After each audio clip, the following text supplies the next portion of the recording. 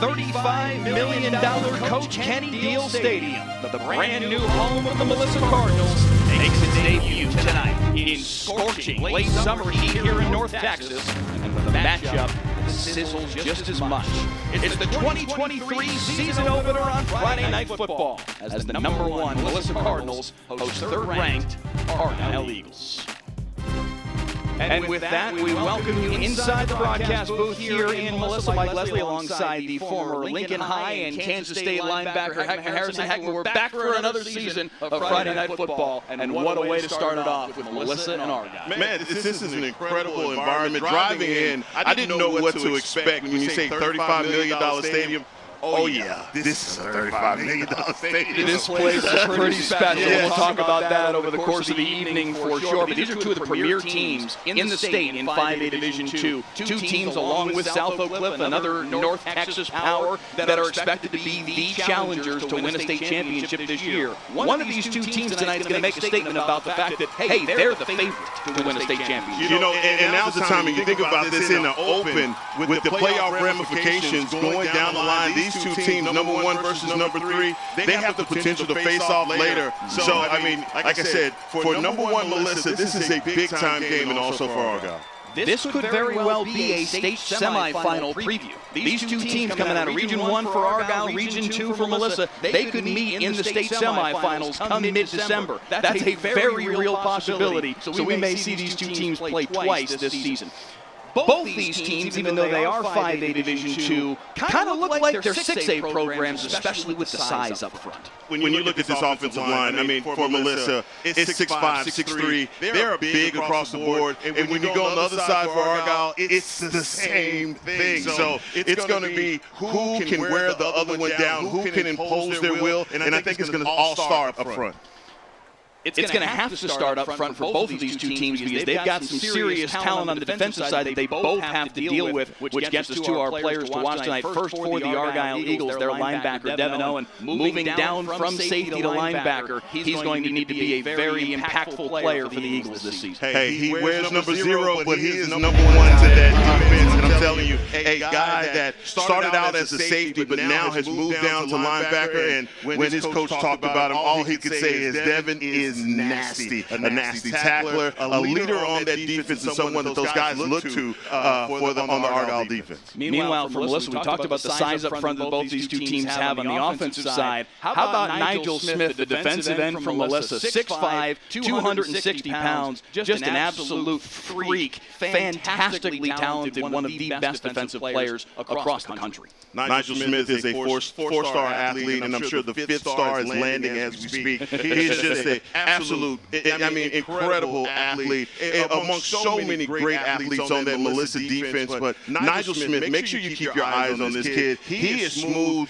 He does it all. Great hand placement, great at the point of attack. He's just one of those guys that has every college falling over themselves trying to get this guy in, and he's just a leader, as his coach talked about him. But also, man, just what he does on the field, the way that he impacts game plans for offensive coordinators is just amazing. 6'5", 260, and he looks a lot bigger than that. I was going to say, just look at how he looks next to his own teammates. He is a massive human being and a problem to deal with for opposing offensive lines. We talked about this beautiful stadium, and it really is magnificent. $35 million to build this stadium over the course of the last couple of years.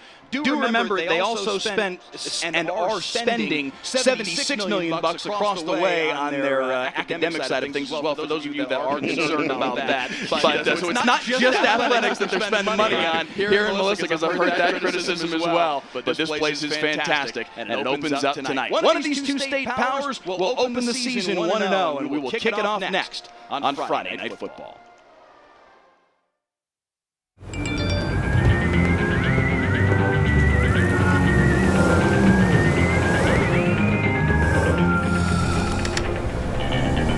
Thanks, Dunkus.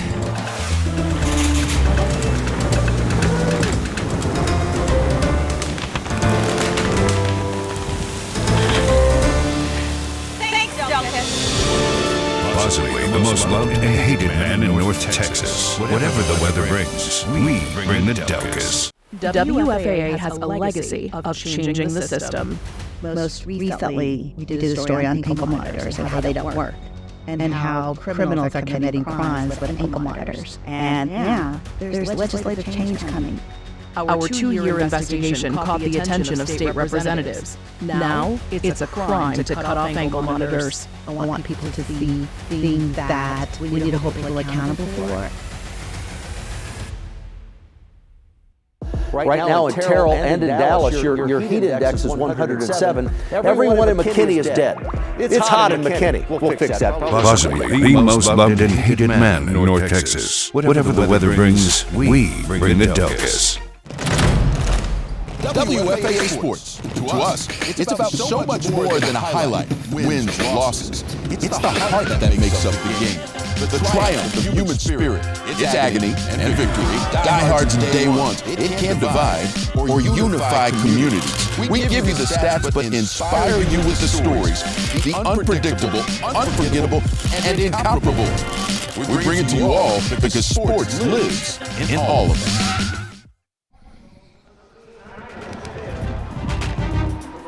As we welcome you back to Coach Kenny Deal Stadium here in Melissa. Number 1, the Cardinals welcome in the third-ranked Argyle Eagles here on Friday Night Football. Head coaches tonight for the Argyle Eagles, Todd Rogers in his 21st season as the Eagles head coach, one of the most successful coaches around the state. Meanwhile, for the Melissa Cardinals, Matt Nally in his 5th year as Melissa's head coach. One of his assistants right there on your screen, and Matt Nally's been a young man who's learned a lot from Todd Rogers. He said he and Todd Rogers have been friends for years, even before Matt Nally was an assistant here at Melissa. He said when he saw Todd Rogers earlier today, he came right up to him, gave him a big bear hug. There's been almost a mentorship from Todd Rogers to Matt Nally over the course of Nally's career. Today they get to face off as the head coaches of 2 of the top 3 teams in the state of Texas. And I'm sure Coach Rogers is looking around like, man, I mentored this guy all the way to a $35 million new gig. So, I loved our conversation that we had with Coach Nally. He is so, really just infectious. The way that he talks about his program and what they're building here in Melissa, Texas. So I am just excited about where they're going. Being number 1 is not a thing for him. He's just like, look, you think the target's on our back? We're placing targets on everybody else's back. So he has an aggressive style, and he knows that he has a really good team. It will be the Melissa Cardinals to kick it away to start this thing off. We are about ready to get the 2023 season of high school football here in the state of Texas underway. Out to kick it away for Melissa, Nick Hernandez, the junior kicker.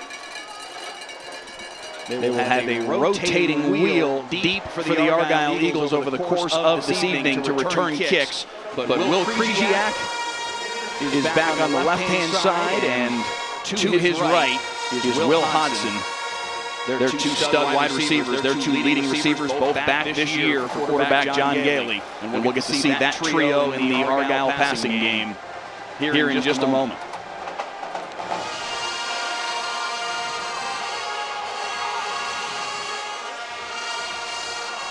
God, this is a beautiful stadium. This place is pretty special. No, it really is, man. Goodness. I mean, you're going to talk about this stadium a lot, but the matchup that's on the field is like for week 1. Could you have given us a bigger game to call week 1? 1 versus 3. It's about as good as it gets, my man. Yeah, this is amazing. I do not know what the delay is. Well, if they're waiting on it to cool down, they may as well kick the ball now. It's not going to cool down. And, I think I want to give credit to a lot of these school districts that recognize that today was the hottest day on record. And we've had some really hot days when you say that it is the hottest day on record. But, moving these kickoffs to 8 o'clock, I think was really smart to do. Our officials are on the far side talking with Argyle's head coach. There's some communication happening between 2 Argyle players, Nathaniel Bruce and Preston Slayton. But I do not know what the issue is. I see Todd Rogers kind of pointing up toward the press box up here. They're now bringing the Melissa kick team off the field for a moment.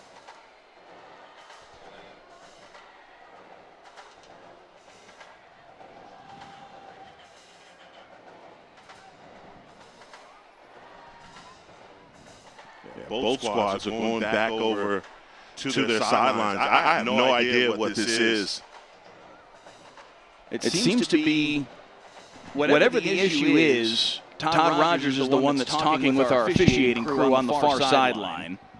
And they're trying to sort out something. What that something is, we are unclear of at the moment. They're pointing up toward the scoreboard.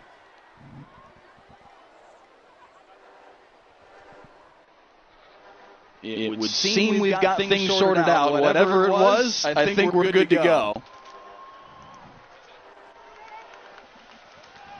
Matt Nally was also over there. You see him on your screen making his way back over to the Melissa sideline, so I didn't realize he was in that conversation with Todd Rogers and the officials as well.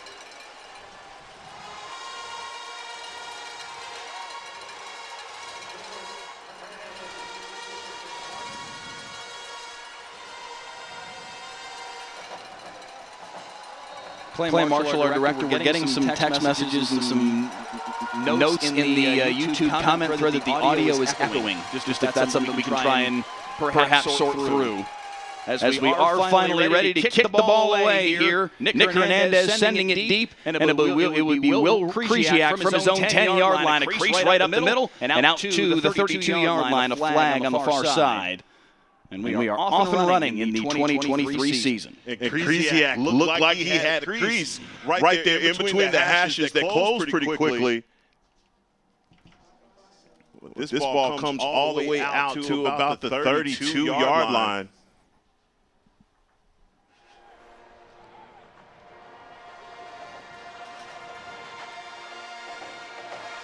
Got the YouTube comments on. And this is what it's all about. You know, last year we had people listening all the way from the UK.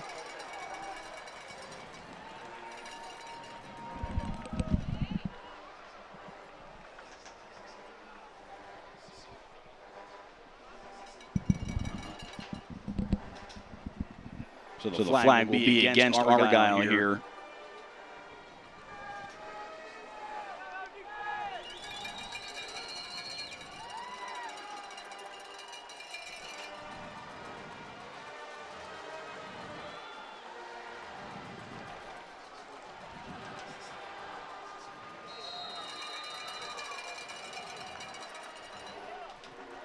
Quick swing to the far side will pick up about 4 for Argyle on their first offensive play of this 2023 season. Again, the ball ending up in the hands of Will Krzyzak.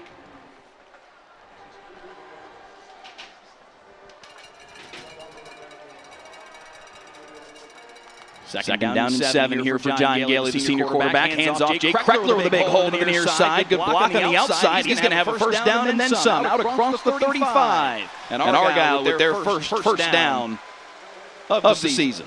And you see Coach Todd Rogers going immediately quick, no huddle, going right back to the line of scrimmage. You have an aggressive defense, and this is because of this heat, boy, it's going to come down to who can stay in it all the way through 4 quarters.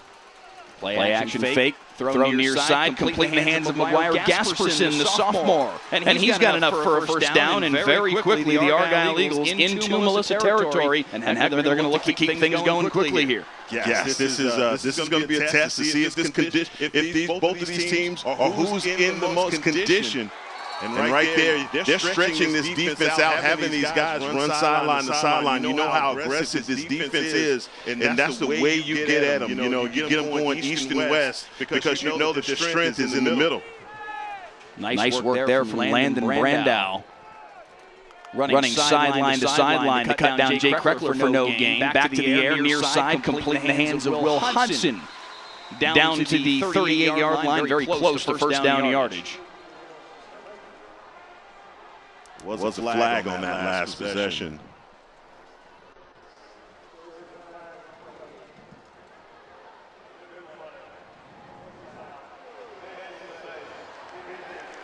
And tack 15 more yards on it. Also, Mike, when we talk to Coach Todd Rogers, one thing that we know that this team has lost a lot to graduation. But Coach Rogers, his teams always have a certain DNA, and that is they're going to play aggressive and they're going to play fast. Talk about the number of years that he's coached there in Argyle. He is an institution in coaching, but his teams all have the same traits. They play quick, they play fast, and they're very aggressive. 21 years for Todd Rogers at Argyle, 235 wins in that span, 2 state championships. And his team's third in the state rankings to open up 2023. Kreckler with the handoff here up the middle, plugging his way for about 4 more, right to the 30-yard stripe. Argyle playing tonight without Lane Stewart, a senior stud receiver slash running back that they expect to be very impactful for them this year, but he'll be out these first couple weeks. He got hurt during their scrimmage last week. And how does that impact the game, especially knowing the kind of talent that Lane Stewart brings to the field? Luckily for Coach Rogers, not going to be missing very long. As you see this Argyle offense really stretching this Melissa defense out, and right now the Cardinals seem to be on their heels in this first possession. And Matt Nally picking up the same thing that you're putting down here, calling timeout just 2 minutes and 13 seconds into the football game. As the Argyle offense has driven their way down the field all the way to the 23-yard line, where it will be 1st and 10 out of this timeout. Yeah, something about this first possession to me says that Argyle has been salivating at an opportunity to get out here versus this Cardinals defense. You know that everyone is talking about Nigel Smith, Gunnar Wilson, and all of these guys that they have on this defense because they are so highly touted. But man, right now, when I look across the board, the Eagles are really punching them in the mouth here in this first drive.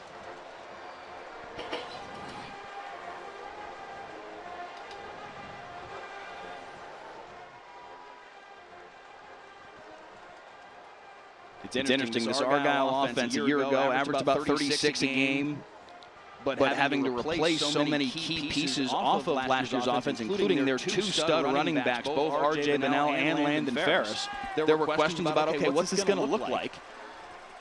It's obviously very early yet, but so far, looks pretty sharp. I love the poise right now for the senior, John Gailey. You've seen those little quick out passes that he's made, but he seems to be commanding this offense really well and getting these guys in and out of the huddle. As you stated in the open, that it's going to come down to these big offensive lines imposing their will. And right now, when I look over at Argyle, they're doing exactly that. They're taking it to this front 3 of Melissa.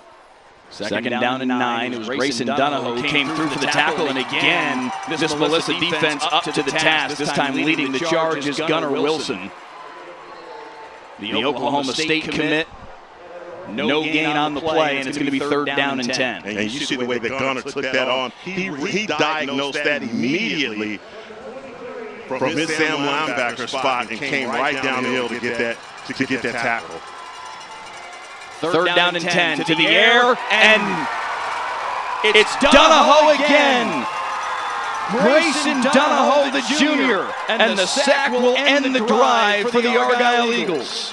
And you just see Donahoe coming on the blitz on the outside, and Gailey runs right into him. That's a great design, and I tell you what, Matt Nally, that's a great timeout as well. So on 4th down and 18, no choice but to go for it here at the 31-yard line would be a 48-yard field goal. Argyle without the range for that, so they'll go to the air. Gailey up top, chance at it, skying for the catch, but incomplete. Will Krzyzak had it knocked away at the apex. Dalton DeBabney knocking it away, and Melissa gets the stop. Boy, Krzyzak had an opportunity to come down with it. Gailey puts enough air on it, only where he can get it, but I tell you what, that's even better defense. And a great stance right there from the Melissa Cardinals.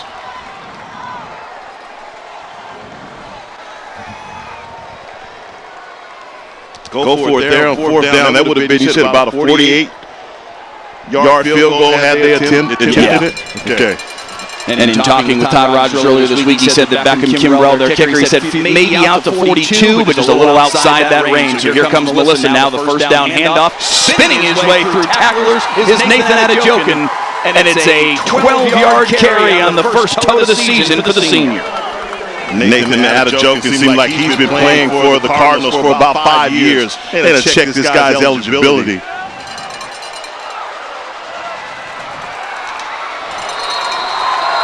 Near side, Lincoln Dunn has enough for the first down.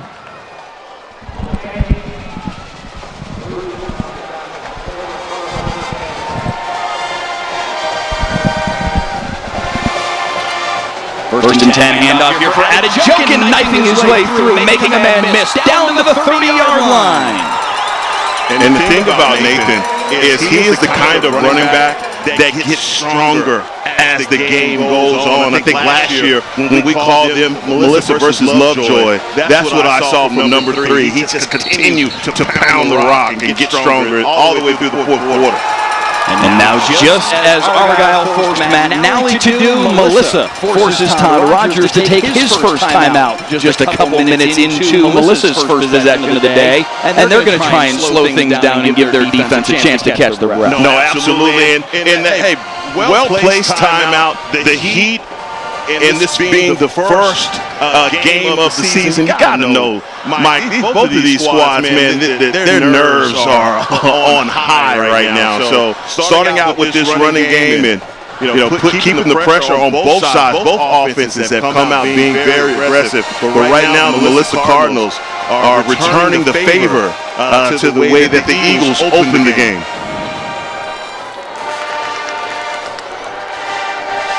We do apologize. We're being told that there are some audio issues back in-house at WFAA. We are troubleshooting those as fast as possible. And hopefully the echo will clear up here very shortly. In the meantime, out of the timeout, it will be first and 10 for the Melissa Cardinals as they have raced down the field largely on the back of Nathan Adejokin. That is going to cost them, though, 5 yards worth of their progress, a false start on about half the offensive line.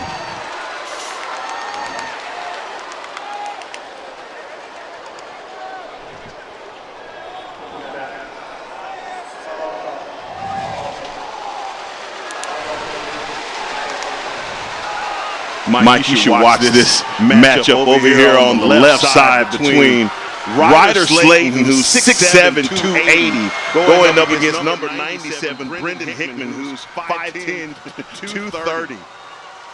And Adejokin taken down in the backfield, knifing through. It's Devin Owen, the senior.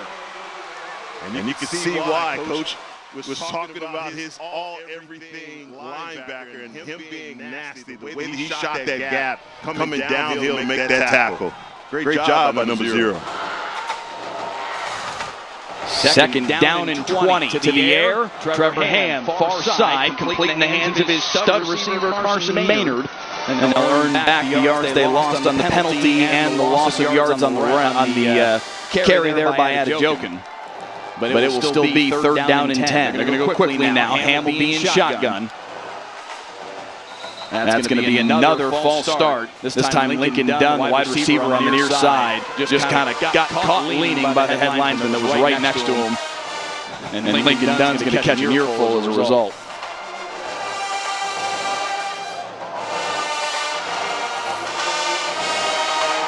A penalty like that, you just wish you could just disappear into the turf. Coach is standing right there to welcome you to the bench. Third and 15 now. The handoff to Adejokin. Knifes his way through the first level, spins his way off a tackle, still on his feet, but will only get to the 28, 29-yard line, and then it will be fourth down and 9. This is right on the outskirts of Nick Hernandez's range. Matt Nally feels like about 48 yards would be what he'd trust him with, and this would be about 47. But they're going to keep the offense on the field, fourth and 9, and another false start.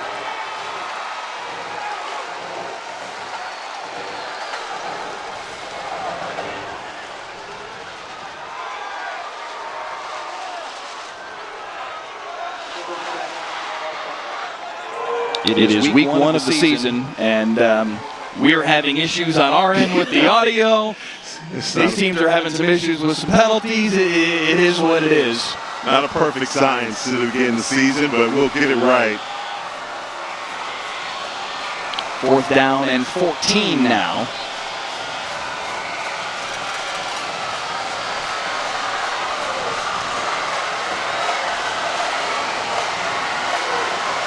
Four wide receivers here for Trevor Hand. They've got to get right to the 20-yard stripe. Pressure from behind, taken down, the sack, and the strip by Devin Owen. Both teams give up long drives, then stand up tall and get a stop. This time it's Argyle with the strip sack from the senior linebacker, Devin Owen. Identical in the way that these offenses have come out and the way that the defense responded. But Devin Owens, man, everything that they say about this kid is true. He came screaming off of that edge, and Trevor Ham just didn't realize he had a guy on his back. Clock away, it's just the time clock didn't go off in his head, and lucky that didn't end with the Eagles going into the end zone with that loose ball.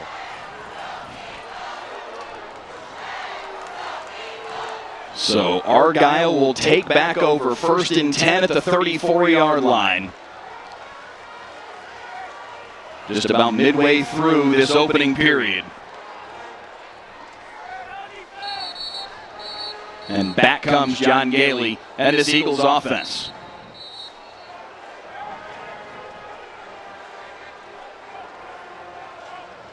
Mike, for me, what I'm looking for is who is going to settle in first offensively. Who's going to settle in first? Right now, you can tell that the nerves are high for both of these squads.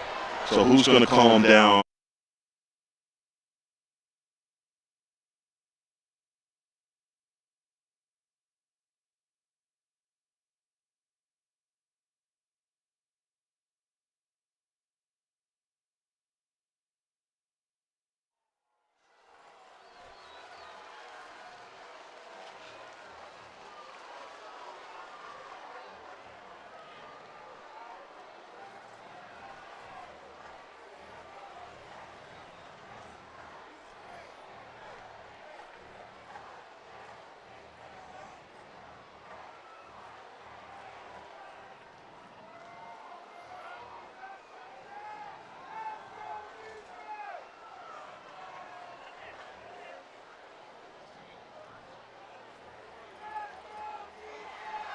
Or at least being told the audio is getting better. Meanwhile, 1st and 10 for Argyle at their own 34 after a penalty after the play. Gailey over the middle, wide open, but right in and out of the hands of McGuire Gasperson.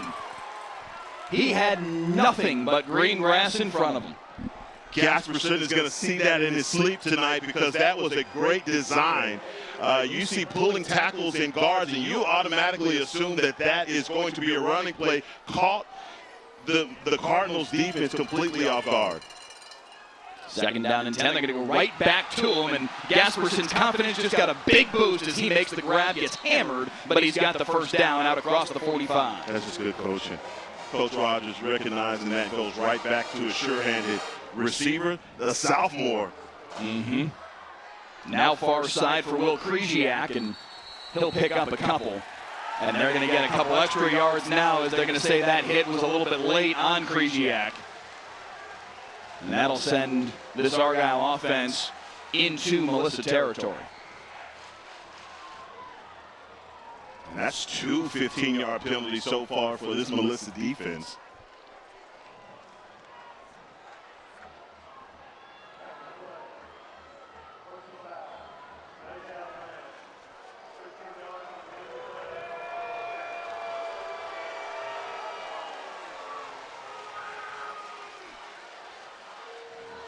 That will put the line of scrimmage at the 36-yard line, 1st and 10 for Argyle.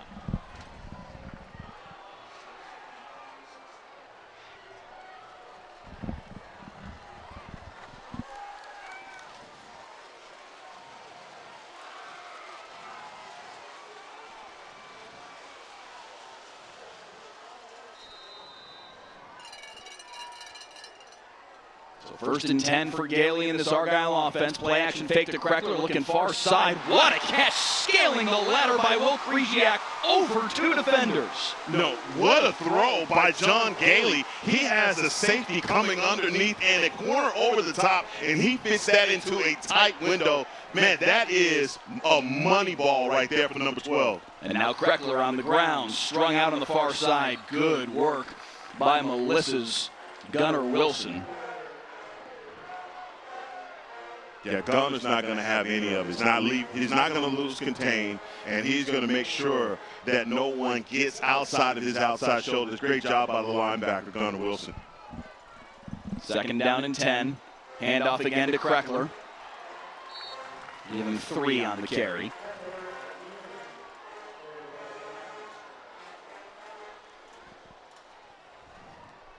They are trying to get behind that big body of Tyler Roberts. Tyler Roberts, ladies and gentlemen. You're looking at him right there. He is 6'9", 332 pounds, and he's just a junior. Just an absolute monster. 3rd and 7. Play action fake. Gailey rolling out over the middle. Complete first down inside the 5.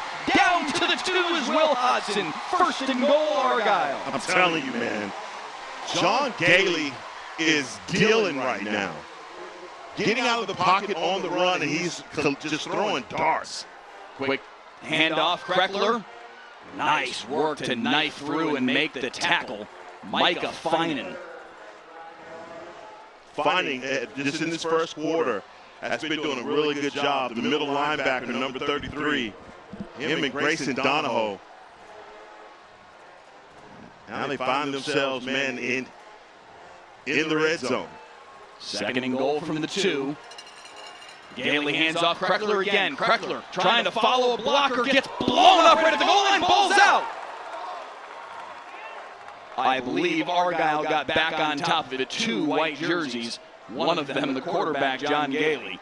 Look at the hit that Kreckler takes here. Man, he runs right back into the traffic, and they welcome him. And how physical is that? You can tell this Cardinals defense, they are hitting, but this offensive line is taking it to them. I really did think that Kreckler had a lane to get into the end zone. Up under center goes Gailey on 3rd down and goal. He can't get anywhere at all. Stood up, no gain, 4th and goal. Big question, do you go for the 3 points or do you keep your offense out there?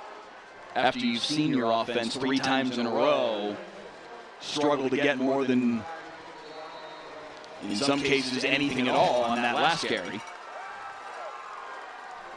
They've been down inside the 2-yard line for 3 successive snaps and gained about a half a yard. Yeah, this is and really impressive what I've seen from the Melissa defense, even with that drive. And I think it all started with that personal foul that gave the Eagles a lot more yardage. But, you know, once they've gotten down on their goal line, this goal line stance right now for the Cardinals is pretty impressive. If they could cap this off and get the ball back for their offense, man, this may be one that you have to stick a pin in and revisit this later.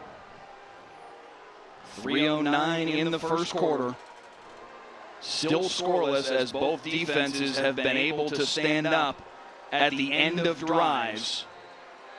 Each team has stopped the other offense once. Melissa trying to engineer a second big stop as their entire defense stands with their heels on the goal line.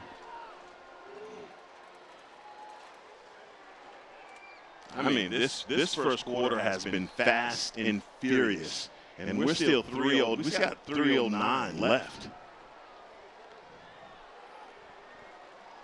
An 8 o'clock start tonight, pushed back an hour because of the record heat here in the DFW area. It's 8:26. There's still 3:09 left in the first quarter. It's a different world we're living in right now. 4th and goal. They've got Gasperson in there. Gasperson's going to take it off right guard, and he's in. Is the ball out? He's balled out. They're saying he was in before the ball came out. Matt Nally's saying, no, that's Melissa football. But the headlinesman on the near side said, touchdown Argyle. And McGuire Gasperson scores first for the Argyle Eagles. Oof.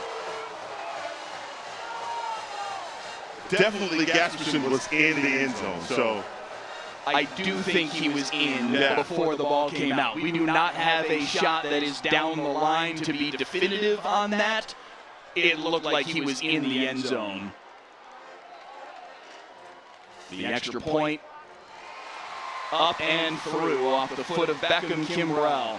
And it is 7-0, the Argyle Eagles with the 4th and goal decision to give it to the sophomore Gasperson. He finds the end zone just before the ball comes out, and Argyle strikes first on Friday Night Football.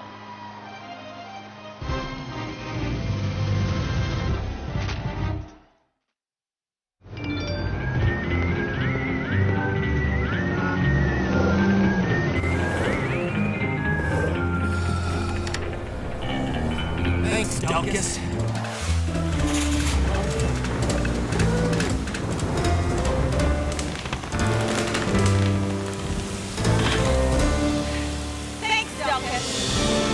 Possibly the most loved and hated man in North Texas. Whatever the weather brings, we bring the Delkus. WFAA has a legacy of changing the system. Most recently,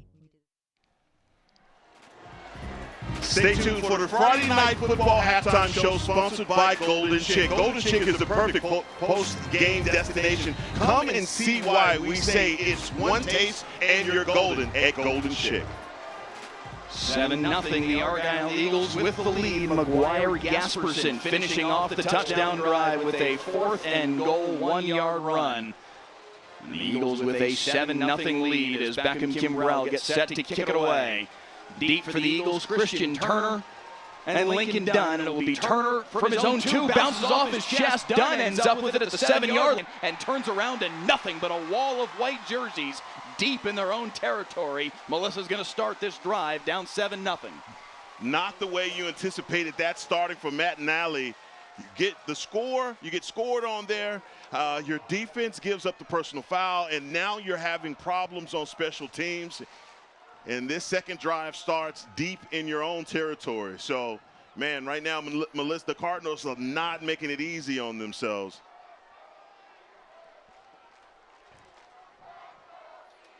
First and 10, the handoff for Adejoken, and Adejoken's got a huge hole. Plenty of running room. Out across the 35, and just like that, might as well call that the kickoff return for the Melissa Cardinals. Now their offense has got some room. And he says, hey, guys, come on down here, okay? This is exactly what we wanted to do with that kickoff. But Adejoken, we've talked about him earlier, and just his power and how long he's been playing in this Cardinals offense. He'll get the handoff once again. This kid is tough to bring down. Should have been a loss of a yard. Instead, he gains about 3.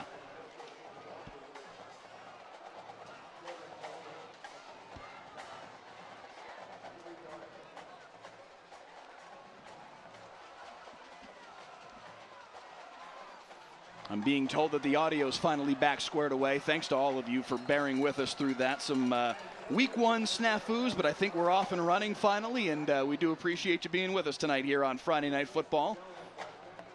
First and 10 off another carry there from Adejoken, a young man who carried for just shy of 1,300 yards and 12 touchdowns a year ago.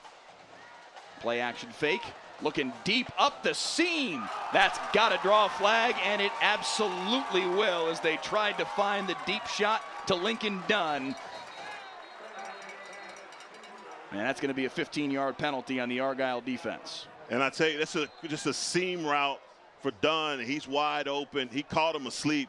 That's what happens when you have a guy like Nathan Adejoken that is just gashing your defense. You're not looking for the play action. It comes their way, and they have a guy wide open. I believe it was Cooper Slayton, 24, that made the contact. And now is it Slayton that is still the man who's down on the field?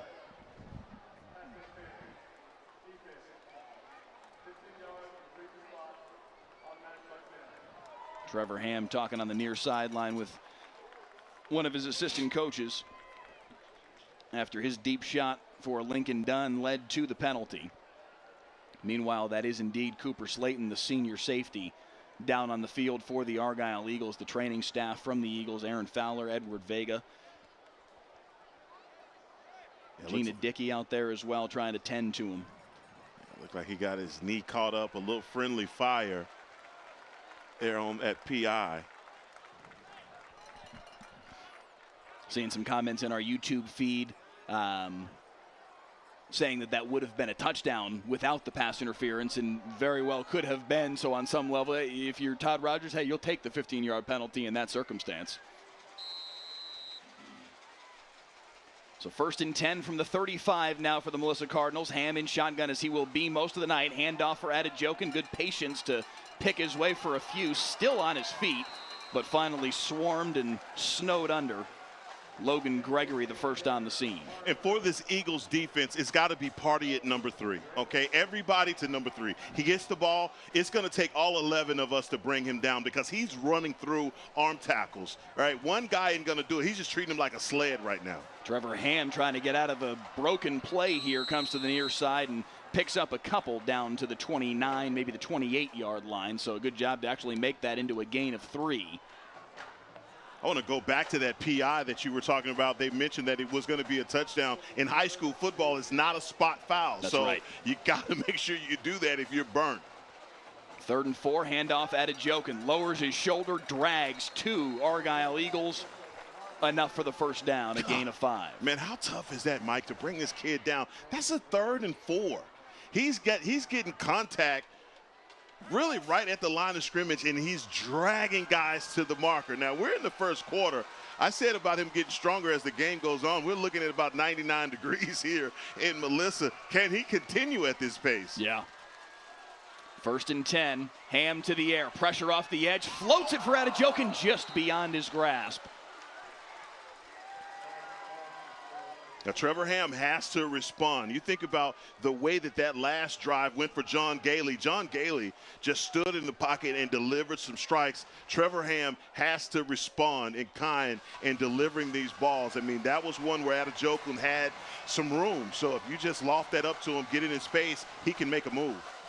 2nd down and 10. Handoff up the middle to the big back. And still plowing his way forward is DK Abrams. He's their starting defensive end. And they said, hey, big boy, go tote one for us. I mean, come on, man. DK, he has 2 belts on. All right. There's a little bit of Adejokin in this also. He's dragging guys as well. He looks like he ate Adejokin. Look at him make the moves inside the 10. Go, big man. But look at DK Abrams. How about the feet? How about the feet? Oh, that is fantastic. Stiff arming guys, swiping them away, sidestepping guys. What a run by DK Abrams, who is 5'10", 270. 2nd down and 1, and he's still in there. Give him the ball again. Why not? Plowing his way forward. Ball came out at the end. They're going to say he was down at the 1-yard line, which will be enough for a first down and 1st and goal. And now Nathan Adejokin will come back on. Coach said that's enough. All right, we've rode that train long enough. Oh, I don't know. Now he's walking back out there. Adejokin comes back off, and DK Abrams is going to stay out there for one more snap. Everyone will have an opportunity to catch their breath, because that's the end of the first quarter. 7-0 Argyle after 1 in the season opener on Friday Night Football.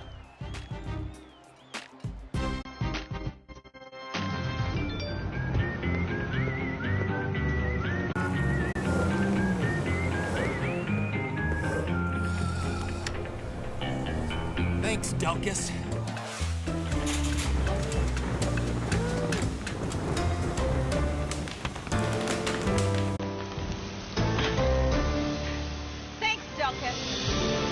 Possibly the most loved and hated man in North Texas. Whatever the weather brings, we bring the Delkus. WFAA has a legacy of changing the system. Most recently, we did a story on ankle monitors and how they don't work, and how criminals are committing crimes with ankle monitors. And yeah, there's legislative change coming. Our 2-year investigation caught the attention of state representatives. Now, it's a crime to cut off ankle monitors. I want people to see things that we need to hold people accountable for.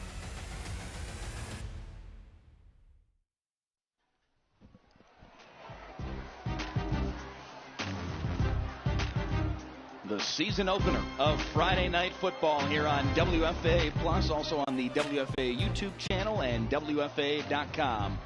We appreciate you being with us tonight. If you are on YouTube, let us know in the comments where you're tuning in from tonight.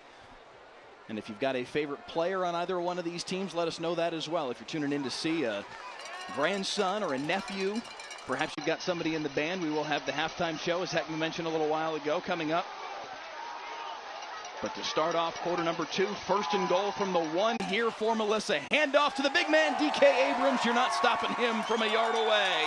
Touchdown, Melissa.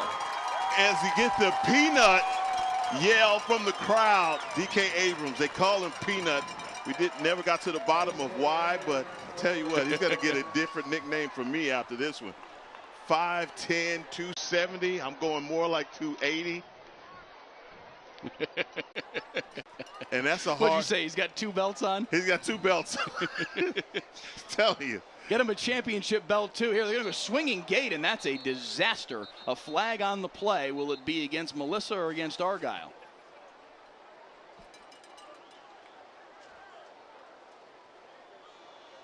But this may stay 7-6.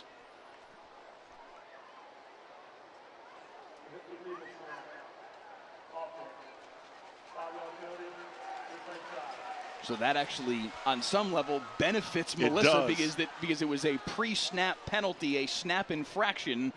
So they're going to get another crack at this. They do have to back up 5 yards and try it from the 8.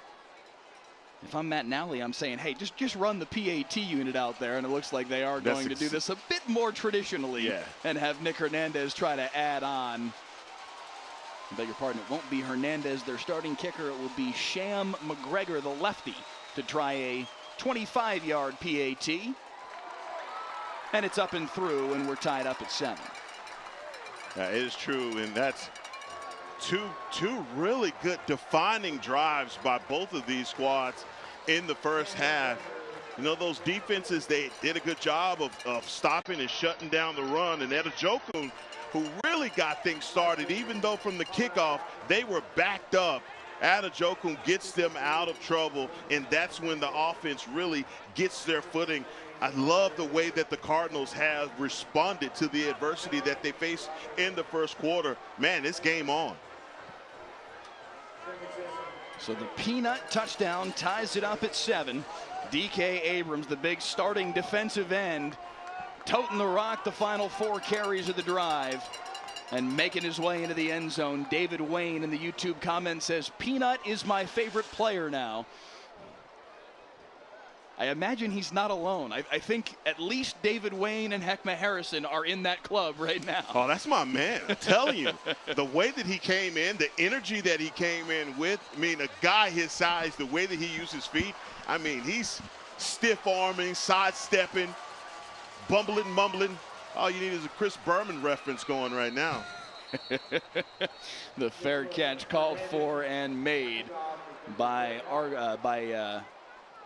Argyle's Will Hodson, and the Eagles will take over at their own 25-yard line. The starters for the Argyle offense on your screen right now: John Gailey, Will Krzyzak, Will Hodson, back this year after having very successful seasons a year ago. Gailey came on midway through the season after an injury to Jake Robinson, who was initially the starter last year for Argyle, but threw for over 1,500 yards, 13 touchdowns, only 4 interceptions, ran for 5 more scores, really grew into the role as the season went along. And Krzyzak and Hodson were his 2 key targets on the outside, both hauling in 5 touchdowns on the year. Now they've got 3 wide receivers to the left and punished for a 2-yard carry up the middle. Yikes. That's an RPO run right there for Gailey. I'm sorry, that's number 11. Gasperson, the sophomore. Yeah. Goodness, he took a shot. Gasperson is their backup quarterback, but also one of their starting wide receivers. And as we saw on the touchdown run on 4th and goal there in the first quarter, and as we saw again here just a moment ago, sometimes they'll put him in there as a wildcat quarterback. Over the middle, right on target, right on time, and Krzyzak's got the catch at a 1st down. And I'm telling you right now, Mike, John Gailey is a good quarterback. Yep. He stands in the pocket with so much poise, but the zip that ball has coming off of his hands is amazing. 1st and 10 right at the 40-yard stripe. Handoff Kreckler, and he is snowed under immediately. Good push on the far side. Hayden Solomon as well as Gunnar Wilson. I tell you what, Solomon is battling right now. Him and Carter Wilson, this whole offensive line has got their work cut out for them when dealing with Solomon. 2nd down and 10. Play action fake. That was very dangerous. Knocked away off the head of Melissa's Landon Brandow. Watch this thing ricochet a country mile. Whew. Right off his noggin.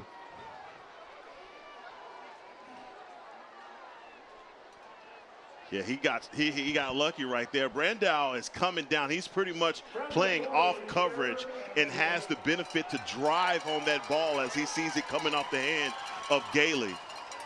So now 3rd and 10. Motion man is Gasperson. Gailey looking right side, forced forward in the pocket, trying to beat a man to the edge, and he will not. Run out of bounds by Allie Vinson. 4th down and 7, and Argyle is going to be forced to punt.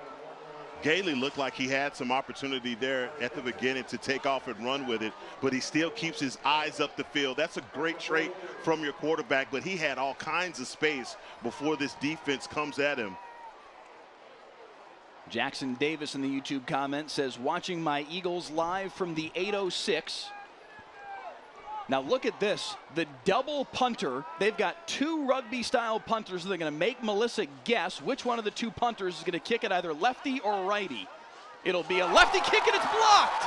Blocked and rolling around at the 28-yard line, out of bounds. Melissa comes through with a huge special teams play, and it's Micah Finan with the block. How about that?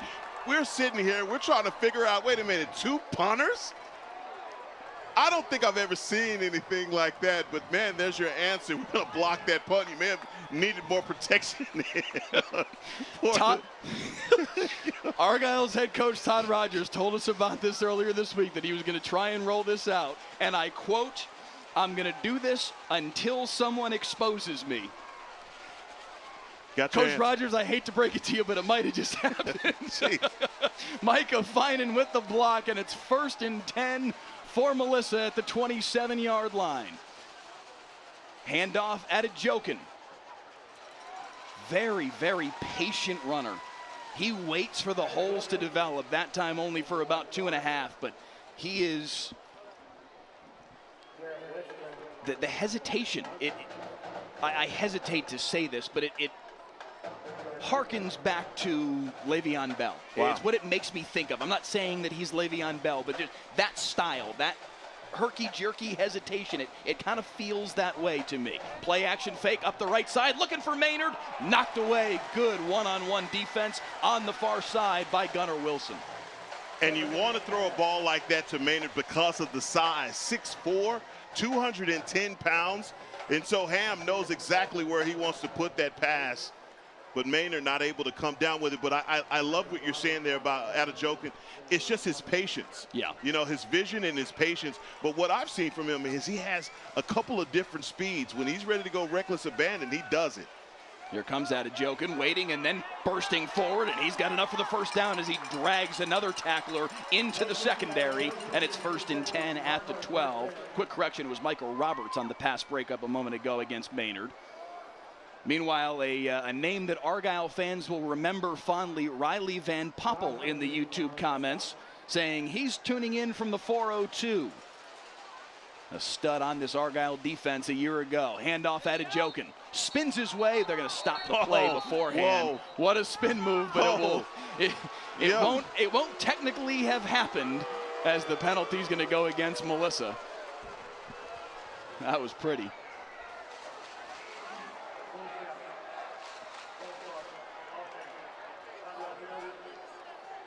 Michael Roberts is happy that they blew the whistle right there because Adejokin with the spin move, I didn't hear the whistle, but I'm like, man, when you put a spin move on 2 guys and they just stand still,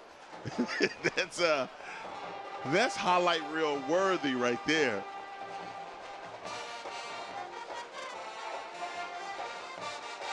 It'll be 1st and 15 out of the penalty. Over 1,000 of you with us on the WFA YouTube channel. We appreciate you tuning in. Please click the like button, click the subscribe button. As Adejokin takes the handoff left side, spins his way inside the 10.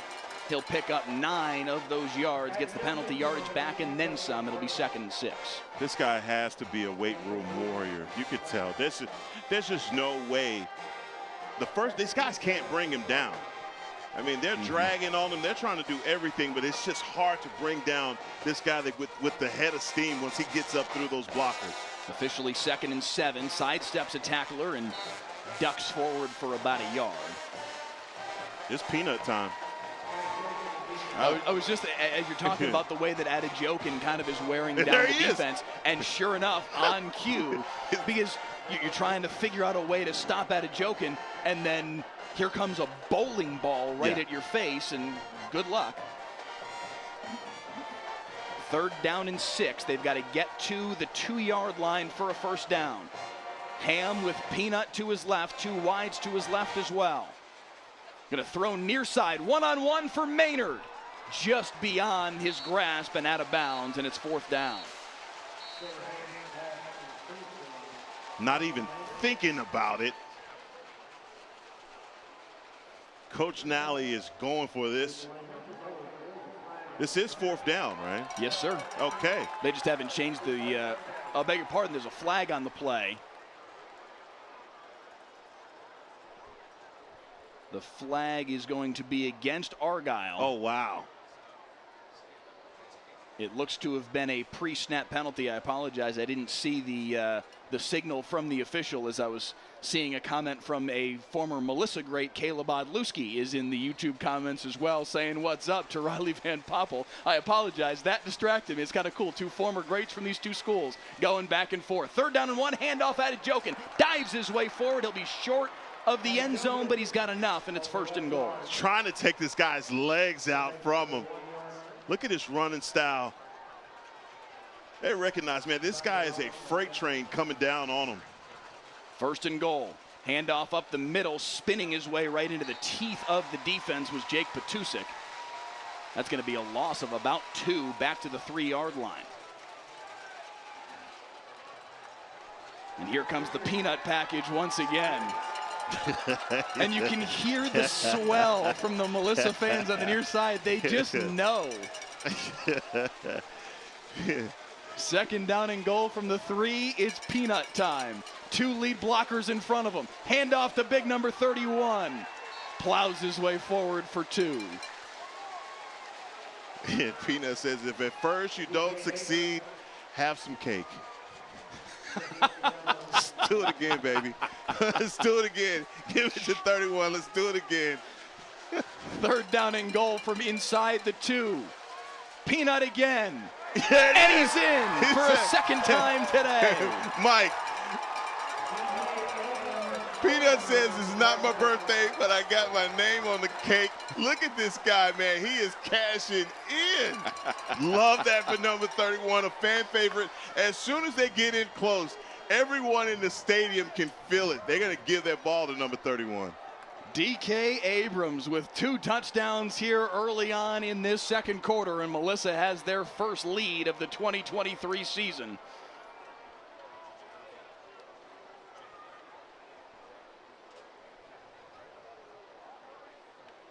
He's had some odd stoppages of play in this game. Truly, at peculiar timing. It's just, don't know what's happening, but couldn't get the game kicked off. No, it's just something. I mean, it's always something. This happens to special teams. Looks like a timeout's being called on the field. Melissa is taking the timeout, their 2nd timeout of the half, so they have 1 remaining. Argyle still with 2. I beg your pardon. Now both teams have taken 2 timeouts here in this half, so both with 1 remaining.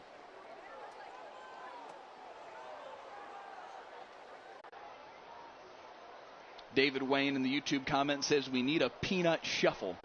Peanut shuffle. All right. Kind of like the Icky shuffle back in the day. And there's some similarities in the body style between Peanut and Ickey Woods back in the day with the Cincinnati Bengals. I like the idea. We got to get him.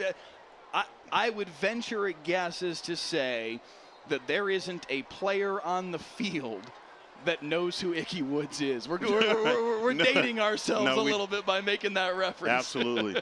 But I tell you what, to the DK Abrams family, you guys have a great athlete, and he is out here. They're going to give it to him again. Look at this. A 2-point conversion try. They fake it to him. Looking end zone. Jump ball, flag on the play. They were looking for Jackson Ford. Maybe the PI. flag in the secondary may give Melissa another chance at this.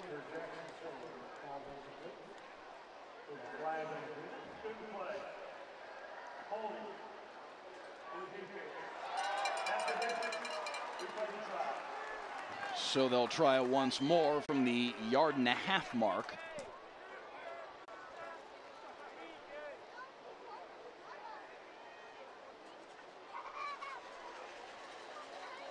You got to imagine now you give it to Peanut, right? From only 1.5 yards out. Nowhere else they to do. Go. And he's in.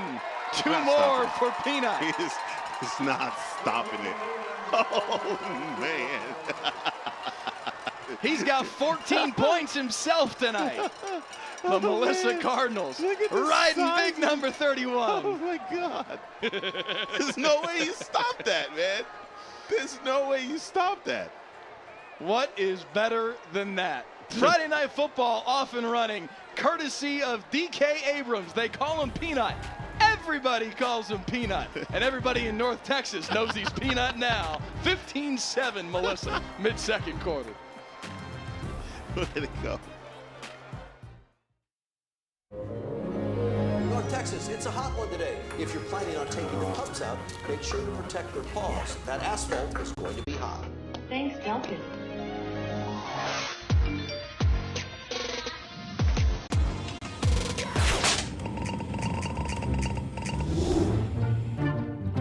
Thanks, Delkus. Possibly the most loved and hated man in North Texas. Whatever the weather brings, we bring the Delkus. WFAA has a legacy of changing the system. Growing up in Houston, I did not see a lot of people who looked like me. Back from break as they've already kicked it off here and out to the 27-yard line comes the Argyle Eagles' Will Krzyziak, as Argyle now trails at 15-7 midway through quarter number 2.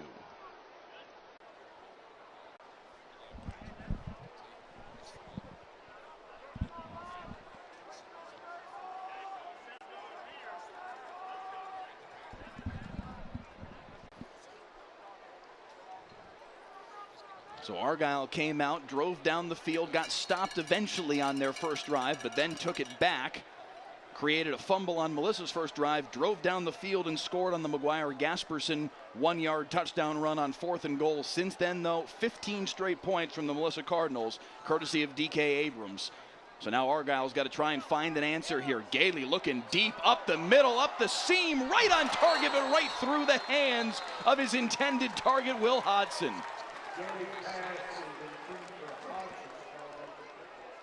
A beautiful pass. Hodson got to come down with it. He has 2 guys on his back. But stay tuned for Friday Night Football's halftime show sponsored by Golden Chick. Golden Chick is a perfect post-game destination. Come and see why we say it's one taste and you're golden at Golden Chick. 2nd down and 10. Quick throw near side, in and out of the hands. That ball was high, intended for Chris Munster. Oh, they've got to help this quarterback out. He is delivering the mail on that pass to Will Hobson. That's one that landed right in the senior, 6'3", 190 pounds, in the breadbasket. That's a highlight reel catch if he's able to come down with it. So now just that quickly, it's 3rd down and 10. Gailey stepping up, pressured from behind, pressured again and taken down. The initial pressure from Nigel Smith, and coming through to finish him off with the sack is Micah Finan. And Gailey steps up in the pocket, but as soon as he steps up, what does he do? He runs right into the pressure that they're applying. And right now the Cardinals have settled in on defense, and they're seeing this correctly. And ever since that punt block, it has given all of the energy that this Melissa Cardinals defense needed. They are completely galvanized on offense and defense, and they come right back to it. Here comes the double punter once again. See if they can protect it a little bit better this time. They do get the rugby punt away. Big bounce, did that touch Melissa's Lincoln Dunn. He's able to chase it down all the way back to his own 11-yard line. So this one worked out much better for Argyle, except for that may be a face mask at the end of the play as a flag flew in as they tried to bring Lincoln Dunn to the sideline. And there's a lot of stiff arming there, so it would not surprise me if he did get his hands inside of that face mask waiting the call. I don't think that ball did touch Lincoln Dunn as it went racing by him, but he still did do the smart thing to secure it anyway. He kind of got his face mask locked up too as he was trying to stiff arm his way. They never called that on those offensive guys. I mean, through Watson Bell. I think that's what the discussion is though right now between our two officials.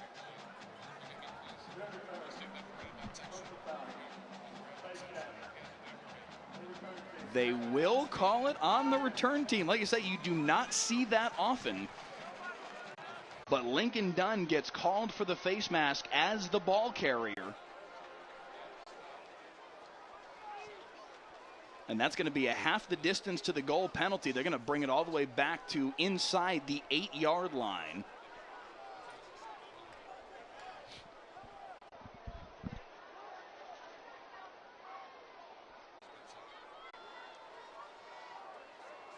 So this Melissa offense 92 yards away from the end zone.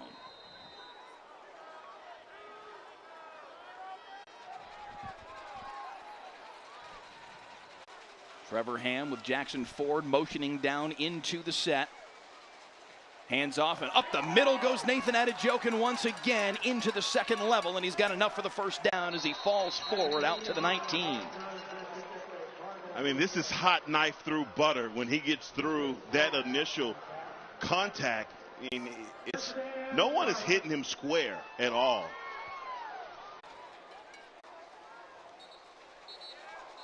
A flag here prior to the snap. It's going to be a false start on Melissa. This Melissa offensive line averages 6'5", 284 pounds. They are huge. Ryder Slayton 6'7", 280.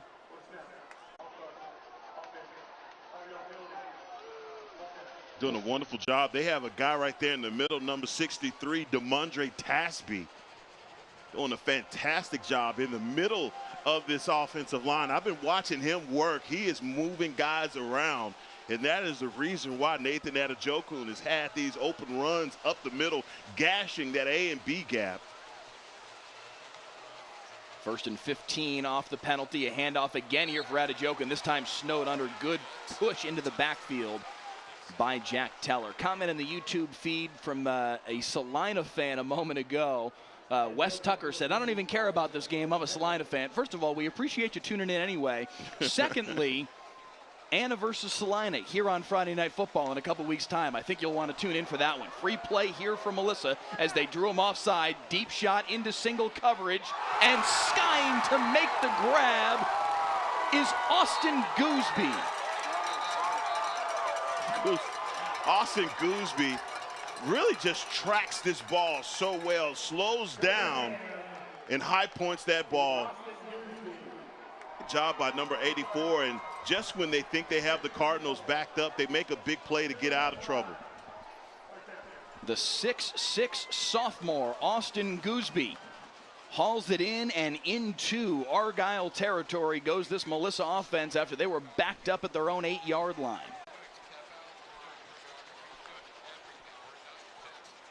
Oh, Ham stepping up, spinning away, pressured forward, and maybe gains a yard. I'm looking at this defense, and they are trying to get around these left tackles, and there is a battle going on over there. And Ryder Slayton is just doing one heck of a job keeping that pressure off of his quarterback's blind side, but not for any lack of effort because they are coming after him.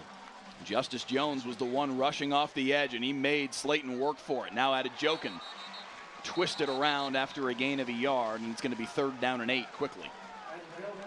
It's a big down right now for the Eagles. They have got to get a hold and get this ball back to their quarterback. Comment from Gus Garza in the YouTube comments, is this the state championship game? I hear where you're going with that. It very well could be the state semifinal in a couple months' time. That is very much on the table. 3rd down and 8. Handoff, Adejoken. Big hole left side. Adejoken into the second level. He's got the 1st down and then some. Inside the 30 before finally swarmed and pushed down out of bounds. But when Melissa has needed a play, it has been the senior Adejoken. And Mike, even when it looks like they have him bottled up, he still has the ability to get out and get that 1st down. That is a big-time pickup for Nathan Adejoken. Nathan Adejoken is a tremendous story. This is a kid who Matt Nally said when he was coming out of junior high, they weren't sure he'd even be a running back. They weren't sure what this kid was going to be. They put him as the scout team running back as a freshman, and they said he just outworked everybody, came to practice every single day, and he said, listen, he kind of got punched in the mouth practice after practice after practice, but he said it made him better. And he came back sophomore year and was an impact player for them that season as a sophomore, a year off of just being the scout team kid. He was the backup running back that year, but made an impact. And then last year as a junior, really burst on the scene. 1,277 rushing yards, a dozen touchdowns, and they expect every bit of that and then some from him this year as a senior. He has blossomed into a legitimate Division I football player. Army, Navy, UTSA have all offered this kid. He has had an unbelievable ascent from coming out of junior high school to where he is now. I tell you, and he's a guy that runs angry. It's not that he's looking for contact, but he welcomes it. He welcomes it, and he doesn't shy away from it. But it's just his ability, the balance that he runs with. I mean, great comparison from before. Just talking about his patience back there, the way that he, he uses his vision, but at the same time, it's just his running style is just a nightmare for defenses. Out of the timeout, 1st and 10 at the 30-yard line for this Melissa offense. Nice catch on the snap. The handoff, though, is immediately in the backfield was the entire Argyle defense. Nathaniel Bruce, I believe, was the first one on the scene. I'm not sure if that was a flag that flew in midway through the play or something else. It looks like we do have another flag on the play.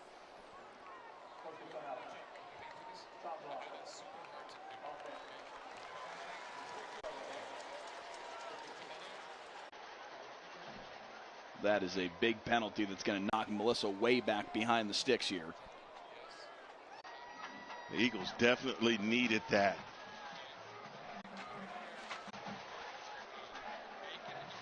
And just switching it up at the running back position, bringing in a different body.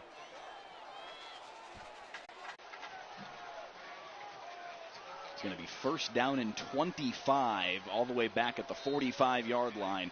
Not a lot of plays in the playbook for offensive coordinator Jason Russell on 1st and 25. Tight set to the right of Ham. Keeps it himself after faking the give to Adejoken, and that will absolutely give all those yards back and then some to this Melissa offense. Way out of bounds. Ham was taken down, and a personal foul is going to set up a fresh 1st and 10 for this Melissa offense. This was a mistake by the Argyle defense. Oh, Max Bland, number 32, the sophomore. That is a no-no. You can't do that.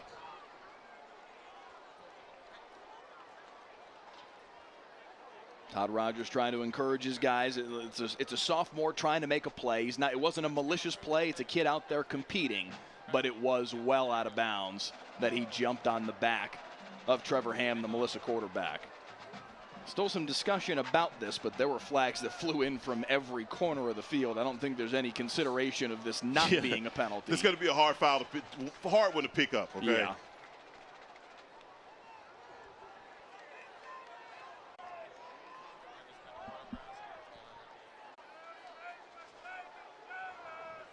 I think the officials checking on Trevor Ham after he did get hog-tied out of bounds.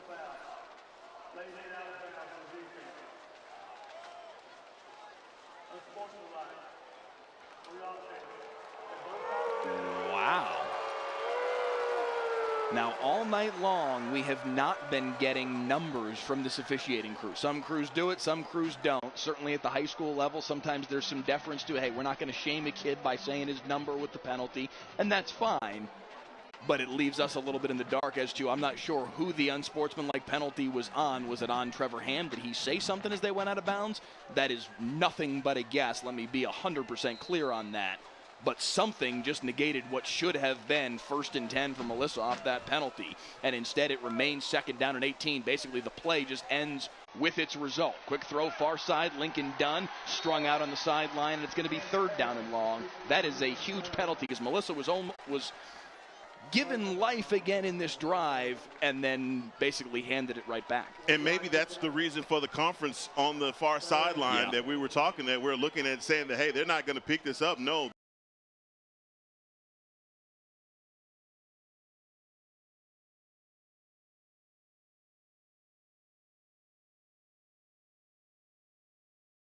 For a 1st down. So now 3rd and 17. They've got to get right to the 20-yard line, and they're going to have to go 5 yards further. Another false start. It's going to be on the far side. I think Lincoln Dunn got a jump start on the play at that outside wide receiver position. 96 degrees out here, so it's sweater weather all of a sudden in Melissa. At 9:08 at night, and it's 96 degrees. Yes.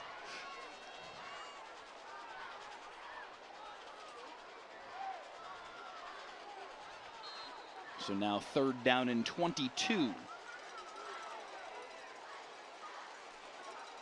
Right at that 20-yard stripe is the 1st down marker. A long way to go for Trevor Ham and this Melissa Cardinals offense. 2 wide receivers to the right-hand side. The tight end Gunnar Wilson caps the line on the right side. Ham with pressure in his face. Dances away from it, has to throw it up in the air, nearly intercepted. There was a chance for big Tyson O'Neill. Just couldn't quite get underneath this lollipop that came off the hands of Ham as he was spinning to the ground. And you know Coach Nally's going to have words for him on this one. Can't do. Wait a minute. I think they're going to say he might have been in the dirt before he released it. Okay, am I seeing this right? Peanuts the punter? He is. Peanuts the punter? He is indeed. I've seen it all. This is too good to be true. This is he does it all, my man. He does it all. To be true. This is the gift that keeps on giving. I tell you that. DK Abrams is the star of the football season so far. It's only a 1.5 old, not quite 2 quarters old, but it's the DK Abrams show so far tonight on Friday Night Football. Let's see what kind of punter he is. Good catch in the first place. Line drive, spiraling punt. It's going to land inside the 20 and hunt its way down inside the 15. So he's a coffin corner punter too. This is awesome. Line drive, spiral off the foot, angles it, calls his shot. Look, what done this? This guy's the class president. He has to be. Class president, prom king.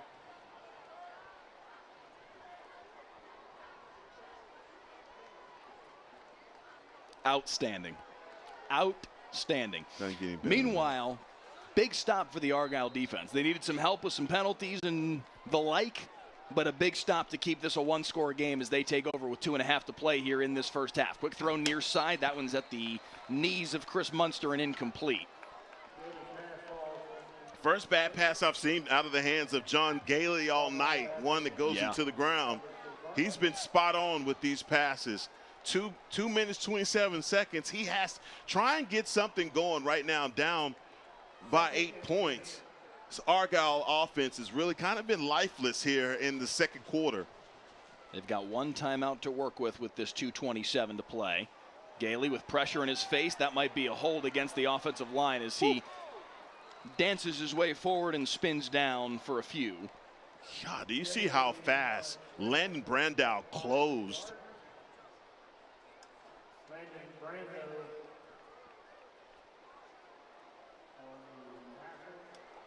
I believe we are about to see another hold. Illegal hands to the face.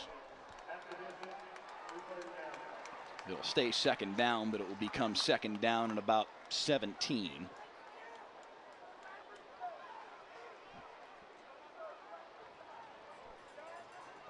Hadn't said much about four-star Nigel Smith. He's been putting a lot of pressure on, playing solid in the run. But this is the time where your big guys show up and get you a sack. Maybe looking for a strip sack fumble. But this is where you show up. Second down and 17. And now more whistles. It has been an active first half from the officiating crew. A false start against Argyle will dock him another few yards, another half the distance to the goal penalty, and it will be second down and 21 is my guess. This is dangerous territory for a team that's already had a punt block tonight.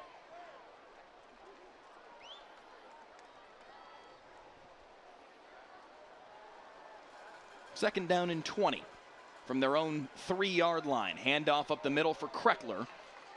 Darts his way forward and banged down across the 10-yard line to give him a little bit of breathing room and set up third down and 11.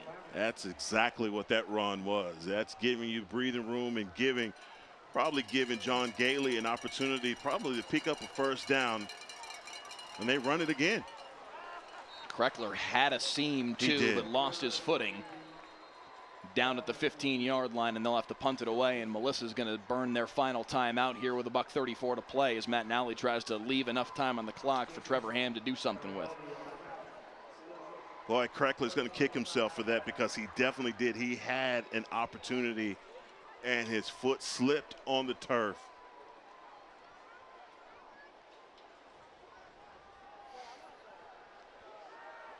The Friday Night Football halftime show is ahead, a minute 34 worth of game time away, and it will be quite the show. We'll have the Argyle Eagle Band under the direction of Jason Bird, the Melissa Mighty Cardinal Band under the direction of Jerry Wharton. Halftime stats forthcoming as well. That is in a minute 34 worth of game time, but Matt Nally and the Melissa Cardinals using that timeout, Heckma hoping that they're going to be able to put a couple more points on the board between now and then. Yeah, they have to. I mean, right now, only down by 8. Getting into halftime, making some adjustments. You know, for Melissa right now, it's status quo. You know, you want to keep building behind your defense. You know, try and get some better things happening on your offense. On the other side for Argyle, I'm telling you, they want to regroup at halftime. More flags here on the snap. It's going to be another false start here against Argyle. So they'll have to punt it again. They did, you may have noticed, only have one punter out there for that punt. Nathaniel Bruce was the one, I beg your pardon, Jackson Green, the sophomore, back there to punt it away.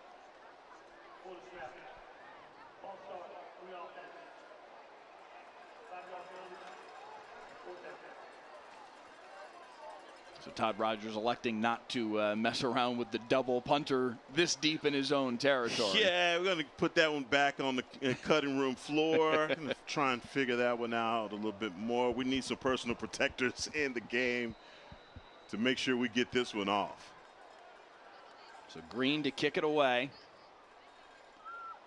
Woo. Nearly blocked again. Good pressure there from the Melissa block team, and a fair catch called for and made at the 44-yard line.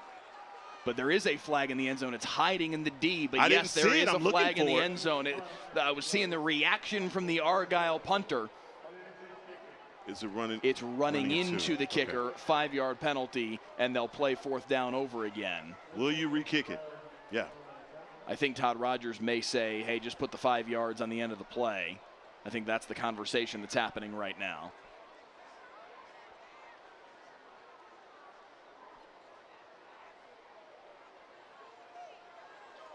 Because they are getting penetration. Yeah, I don't know if you want to play that game again.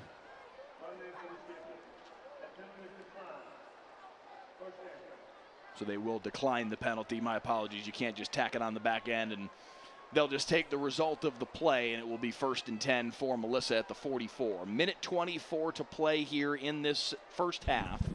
Melissa will have the ball to start the second half, so a chance here for the Cardinals, the #1 team in the state preseason in 5A Division II, to engineer the double here around halftime if they can go get some points in the next minute 24.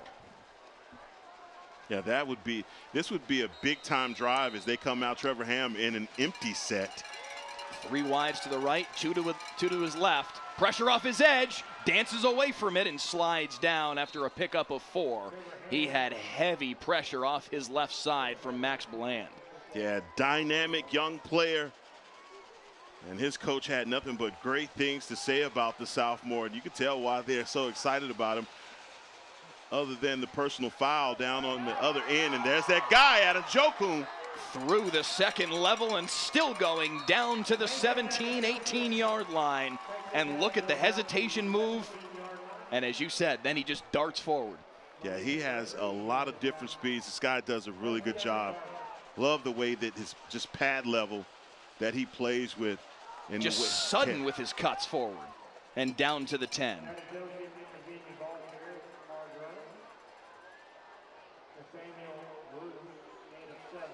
36 seconds left here in the first half. Melissa in no hurry now. They do still have 1 timeout remain. I beg your pardon, they are out of timeouts. Argyle with the 1 timeout remaining. Handoff Adejokun, makes another man miss, gets to the outside, still on his feet, and he scores. Nathan Adejokun finding the end zone from 11 yards out. Touchdown, Melissa.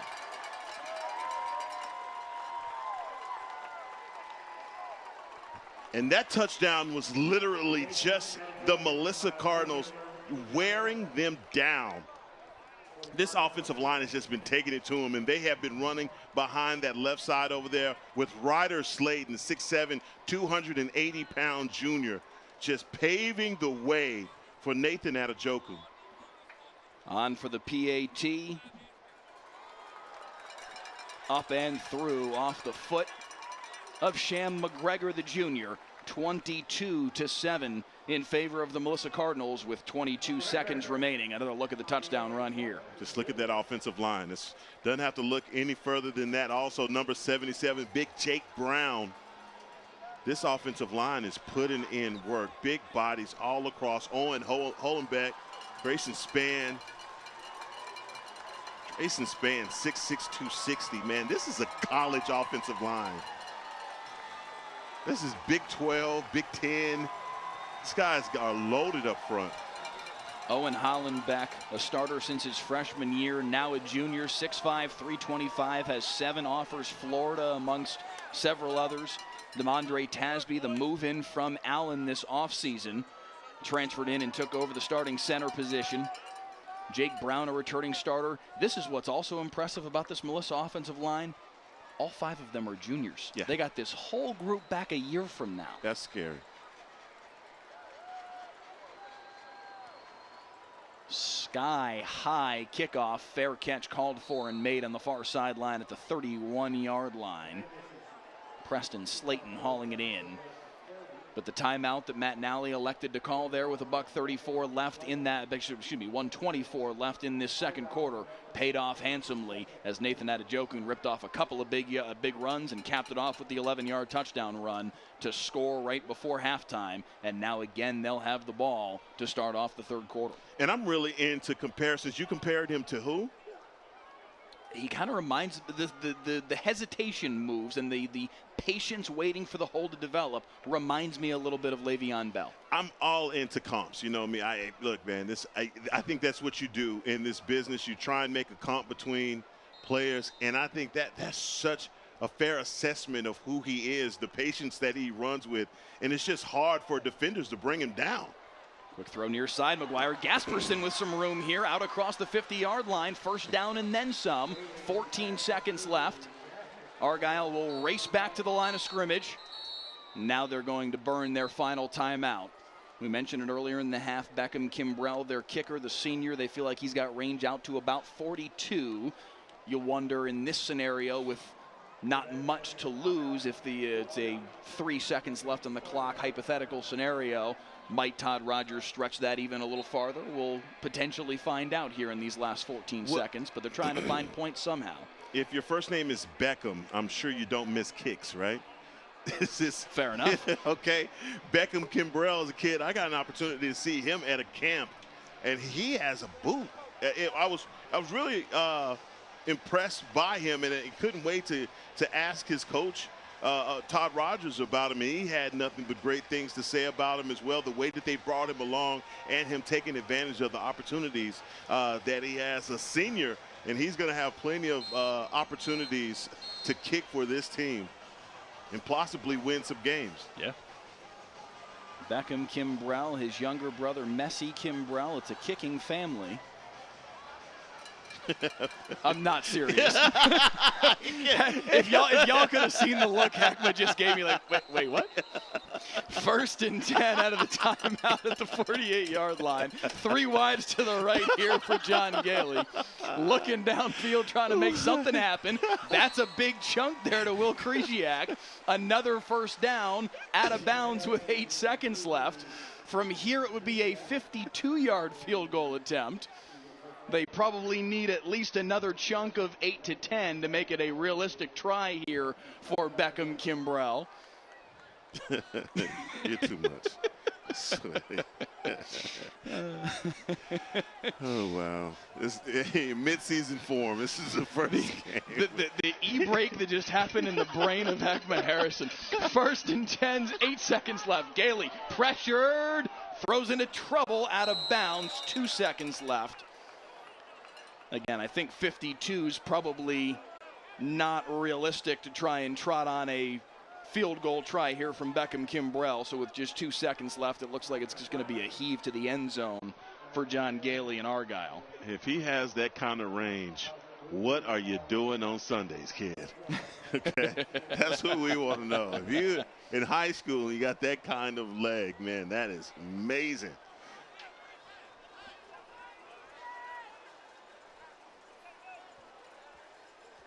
So Argyle with 2 wides to the right. 2 extra blockers in the backfield to give Gailey some time here. Still pressured by Nigel Smith. Gets away. Heaves to the end zone. 2 receivers down there. Oh. Incomplete. In and out of the hands of McGuire Gasperson. He nearly hauled that in for the Hail Mary touchdown. Gasperson had that in his hands. I'm watching him the whole way. How he did not come down with that ball is beyond me. Look at this ball. He caught that. His feet were down in bounds. He just didn't quite get all the way through the process of the catch. Oh, wow. Just so very close to a Hail Mary touchdown to finish off the half, but not quite. On the field are the bands when we return.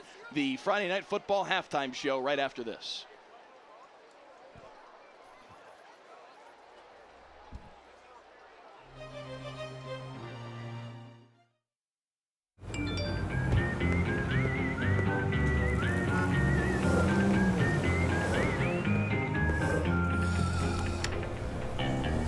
Thanks, Delkus.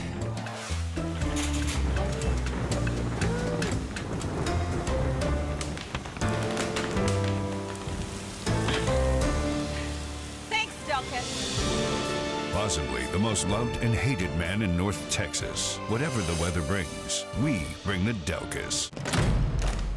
WFAA Sports.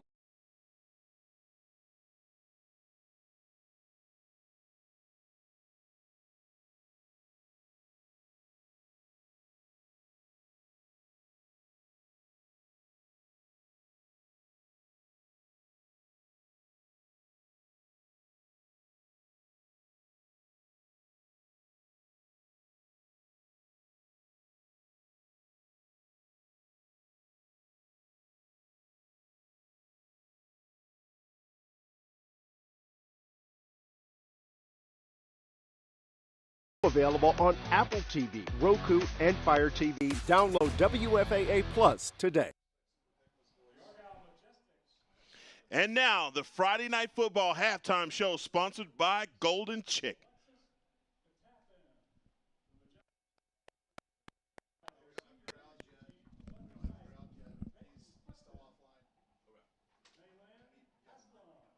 And Madison Owen.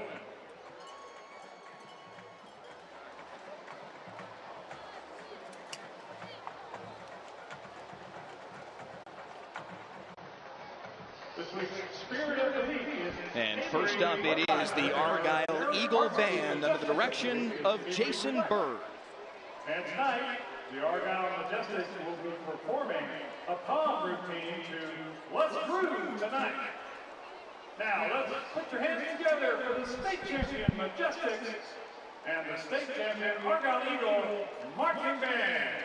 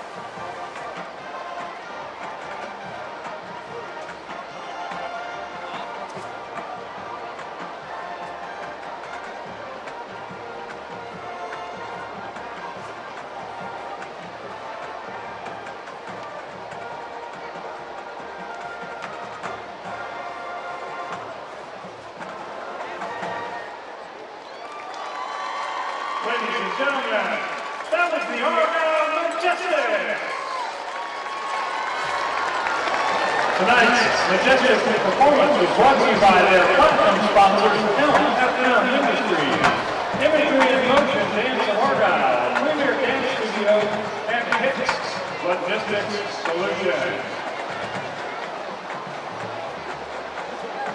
And now, Argyle High School proudly presents the 8th-time state champion Argyle High School Marching Band.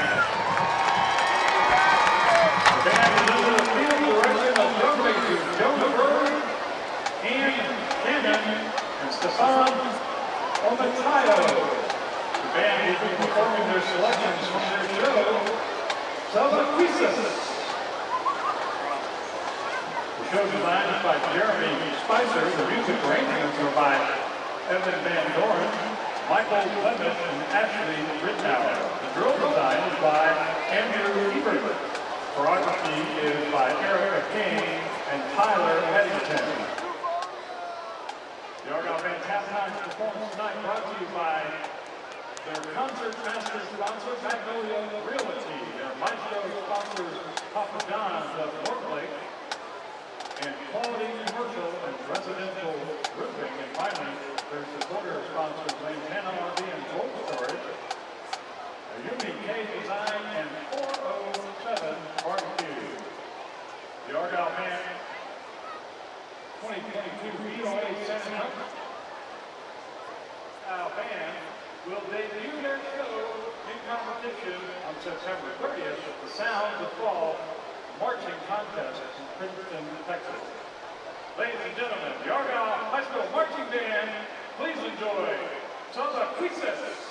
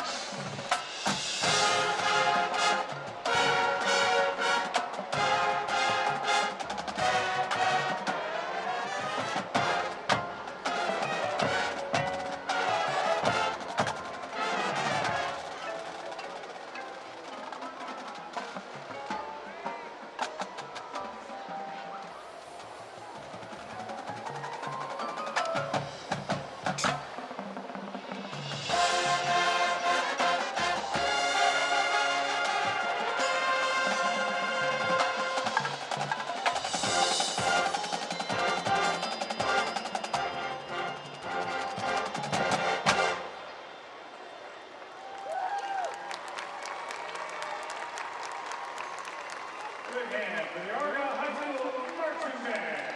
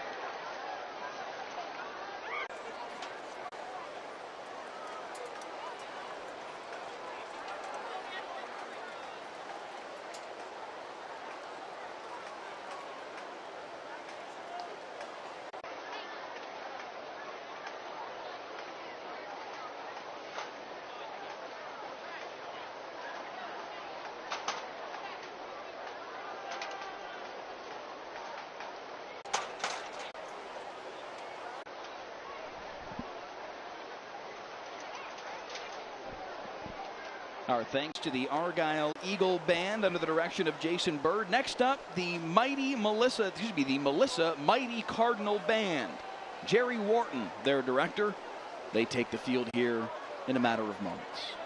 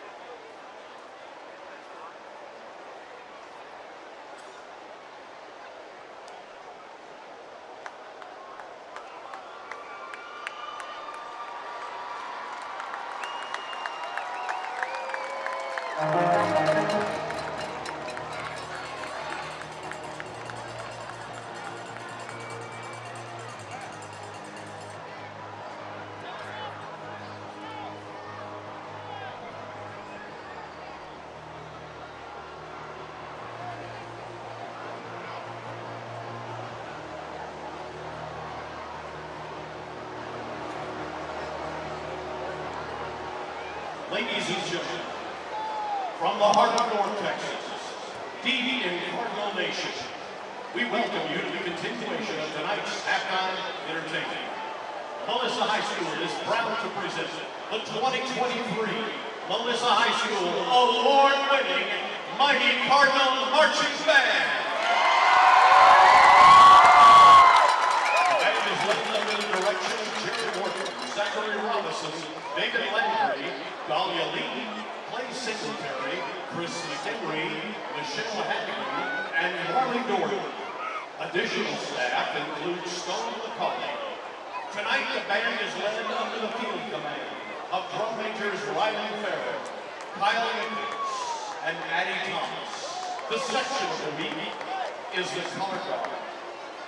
Tonight, the Mighty Cardinal Band will be performing their 2023 UIL competition show entitled The Process. Drum major Ryan Farrell, is your band ready?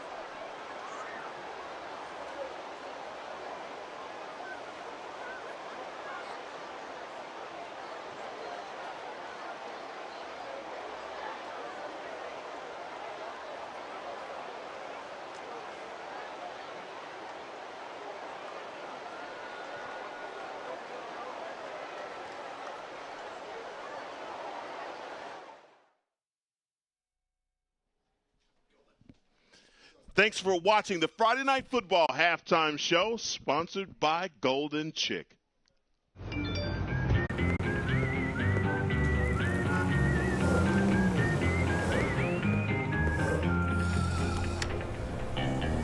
Thanks, Delkus.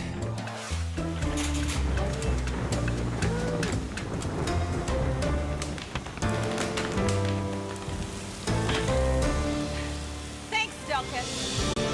Possibly the most loved and hated man in North Texas. Whatever the weather brings, we bring the Delkus.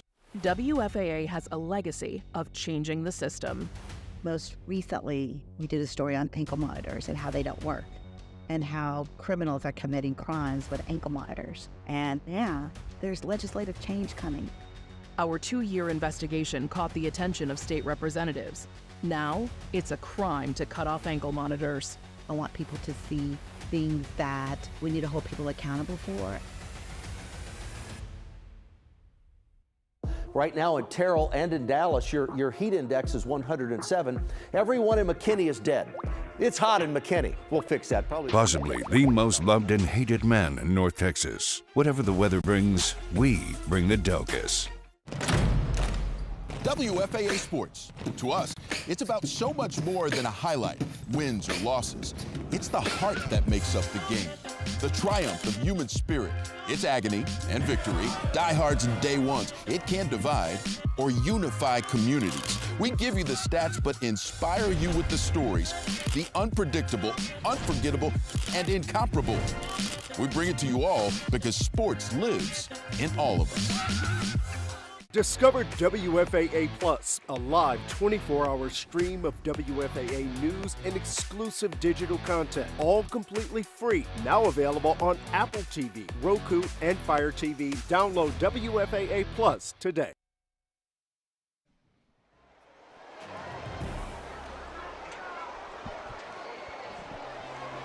As we welcome you back here on Friday Night Football, do be sure to download WFAA Plus if you have Apple TV, Roku, or Amazon Fire TV. You can find us on WFAA Plus. We also stream this game on the WFAA YouTube channel and on WFAA.com as well. Mike Leslie, Heckman Harrison back in the booth here with you. 22-17, our halftime, 22-7, our halftime score in favor of the #1 ranked Melissa Cardinals, leading number 3 Argyle, and doing it on the back of the ground game. They have been able to move bodies in this first half. Well, I'm sure Coach Rogers wishes that it was 17, because I tell you what, the Melissa Cardinals have come out in that second quarter and completely dominated the entire second quarter. And you look at the numbers right there, Nathan Adejokun really just stamped his imprint on this game, and you see what they've done on the yards. 210 yards on the ground has been the story of this game. They have been able to move bodies up front. You made the point off the top of the broadcast tonight that it was going to come down to which one of these two massive and talented offensive lines was going to be able to impose their will. We've seen both of them have their moments of doing so, but certainly Melissa has had the better of that. Their offensive line has created gashes for Nathan Adejokun, and as we've seen as well for DK Abrams too. The two of them combining for 3 touchdown runs in the first half to give Melissa this 22-7 lead. Yeah, and it's almost criminal that this starting 5 on the offensive line, these guys are all juniors. So you know what that means? They're all coming back. And in the middle of that offensive line is where they really get after you. And that's between Tasby and Hollenbeck. Man, they have been gashing them up front. The Eagles have tried to find an answer. It's been some of the miscues that they've had, especially on special teams. That block punt did not help them at all and put the Cardinals in scoring position. So when they come out, I'm just looking for Coach Rogers' squad to try and get some momentum, get some things going. They're going to have to get some stops, but first and foremost, they're going to have to get some stops in this running game.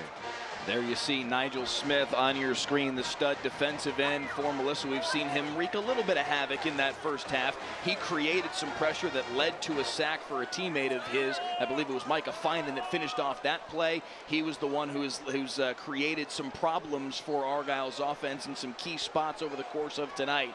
but it has been the Melissa offense that has been the story so far today. And that young man, Nathan Adejoku, has had the lion's share of that, as Heckma just outlined a moment ago. 21 carries and 171 yards. He had the touchdown right before halftime to cap off the scoring and give Melissa this 22-7 lead.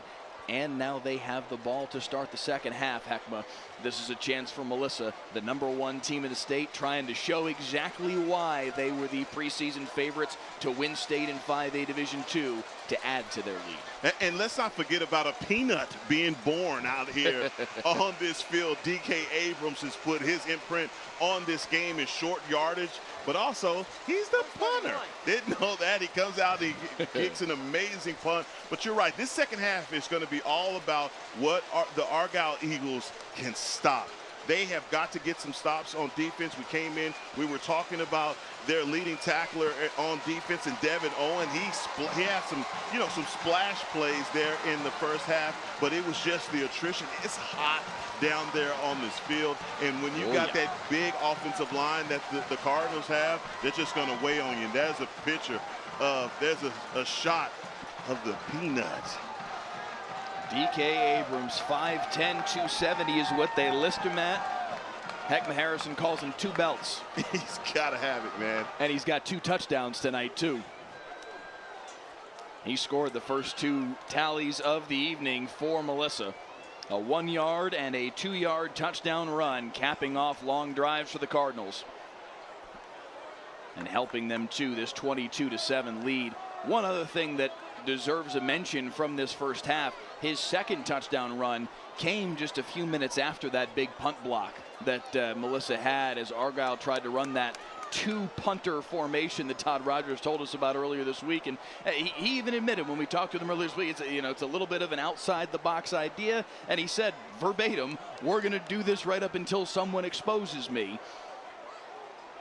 He did come back and do it after they got the block. I think he's still intrigued by the possibilities of having 2 rugby-style kickers that can go either direction, but it did burn them there in the first half, leading to that second Melissa touchdown. And he later shelved it altogether there in the second quarter when they had to punt out of their own end zone. Deep, yeah. Yeah, so you know what? I think for Coach Rogers, he's just trying to find something that works for his squad. As Beckham Kimbrell comes out for this kickoff, this second half is going to be really big for the Eagles, because I think another score here to start the third quarter is going to be a backbreaker for the Eagles. 10,000-seat Coach Kenny Deal Stadium, the site tonight for the season opener of Friday Night Football. And as we start off the second half, the return there out to the 20-yard line by Lincoln Dunn, ended quickly by Justice Jones right at the 20-yard stripe. And that's where Trevor Ham and company will get back to work. Yeah, easy job for Trevor Ham. He's just been back there handing the ball off to number 3. Hadn't been asked to make any big throws yet. He stretched the field. He's done some pretty good things. But, when you have the running game working the way that it is right now, if you're Coach Nally, if you're Coach Nally, you just stick with it. You don't go away from it. So 1st and 10 for Trevor Ham in shotgun. Nathan Adejoku with 171 first half rushing yards. Takes the first carry of the second half and picks up maybe a yard or 2. You see Argyle in there trying to strip the ball loose. A gain of 2 on the play. It was Bud Petter that was trying to strip that football. And Bud Petter is another one of those seniors that come back and really is one of those unsung heroes up front. Guy that is a tackling machine. He was somebody that Todd Rogers told us is going to need to have a big season for them. He and Devin Owen in that linebacker core need to play well for this Argyle defense for them to make up for all the talent they lost off of last year's unit. A good start to the second half here for that group. A gain of about 2 on that carry. 3rd down and 6 here for Ham in an empty set. Pump fakes. Steps forward, flips it over the top, a creative play, finds his open man, Lincoln Dunn, and a first down. Beg your pardon, Cody Scanlon on the receiving end, out to the 40-yard line. It looked more like one of those Tim Tebow jump passes. Onley gets it out and to open field and picks up a first down. A freewheeling, creative play from Trevor Ham, the senior. Now a handoff here for Adejokin once again. A gain of a yard on the play. You got to gang tackle number 3. All the hats to the ball. Just got to have a party. You cannot have one guy trying to bring him down. We've seen too many times him just shed that tackle and run for more daylight.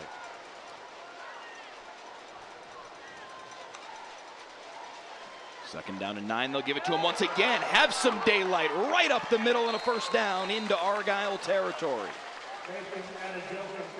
It really is just hard to get a stop. And you see this defensive line right now for the Eagles. Even though they've had a break, got some hydration, still this offensive line is just weighing down on these guys. 46-yard line, the new line of scrimmage. Play action fake, quick throw to the far side. Lincoln Dunn on the receiving end. Keeps his feet and down the sideline he goes. Lincoln Dunn with the speed, and he'll score. 46 yards for Lincoln Dunn on the catch and carry for the senior receiver.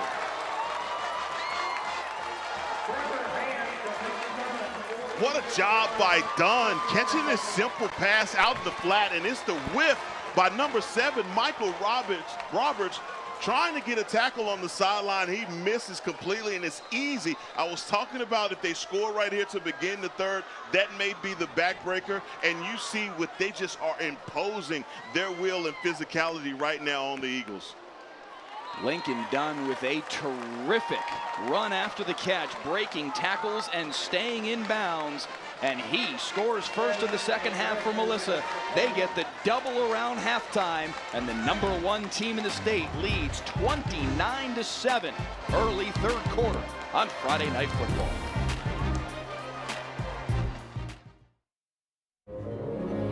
North Texas, it's a hot one today. If you're planning on taking the pumps out, make sure to protect their paws. That asphalt is going to be hot. Thanks, Duncan.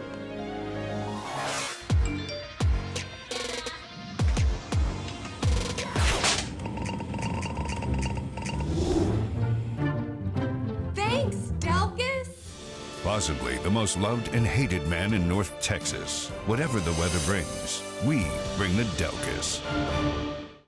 WFAA has a legacy of changing the system. Growing up in Houston, I did not see a lot of people who looked like me consistently wearing their hair natural on TV. So being a voice has always been the goal. Through her reporting, Tashara Parker raised awareness. On the kickoff return, Argyle bringing it out to the 26-yard line. Will Hodson on the return. Next week on Friday Night Football, a clash of 2 more powerhouses here in North Texas. Number 2, South Oak Cliff, the 2-time defending state champions at this level that Melissa and Argyle both play in as well, taking on the number 4 team in 5A Division I, the Lancaster Tigers, the only team that South Oak Cliff faces in their first 4 weeks in the non-district slate that didn't win a state championship a year ago. Tonight, Sauk taking on Duncanville. They also play DeSoto. They also play Parish Episcopal, who won the highest level in the private school side. A ridiculous non-district slate for South Oak Cliff this year, and we've got one of them as they take on Lancaster 1 week from tonight, right here on WFAA+. And let me tell you, that number 2 on the reigning, defending South Oak Cliff Golden Bears, they're not going to be there for long, and they don't like that either. No. I'm telling you, it's a lot of heat coming from Oak Cliff. How can you be a state title holder and be number 2? Great play on the outside there by the Melissa defense, canceling out the quick screen. Dalton DeBabney making the play. If we can bring that graphic up one more time, our director Clay Marshall, just to show you how loaded DFW is in 5A. 5 of the top 10 in the state rankings in 5A D1, 6 of the top 10 in 5A D2, and the sack from behind, knifing through to make the play is Hayden Solomon, and it's 4th and long. And you've seen Solomon the entire game doing all of the dirty work, gobbling up blocks, allowing for Nigel Smith to be able to shed and get downhill really easily. Finally gets a sack himself. It's a good reward for the big guy, 6'3", 260, the senior Hayden Solomon.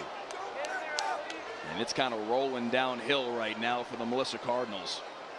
They get the quick stop, force the punt once again. A low rugby punt bounding its way inside the 40 and will nestle to rest at the 37-yard line. But just that quickly, a minute and 22 seconds after Trevor Ham hit Lincoln Dunn for the 46-yard touchdown hookup, right back on the field comes the Melissa offense. And I'm telling you, for the Eagles defense, they've just got to pay attention inside those tackles to get a stop. Right now, Nathan Adejokun, from the beginning of this game up until this point, he has been gashing them. They've got to gang tackle, get to the ball, or else, you know, the Cardinals can blow this game open. Handoff Adejokun right up the gut, hammered down after a pickup of about a dozen. Garrett Westrom there to end the carry, but Adejokun just continues to pick up chunk after chunk after chunk. God, Garrett Westrom brings his wallet with him, puts Adejokun down. They give it right back. Well, no, play fake. Flag on the near side as they threw it this way, looking for Carson Maynard. And that's a name that we hadn't called a lot. Melissa hasn't needed him very much. Just keep handing the ball to Adejokun.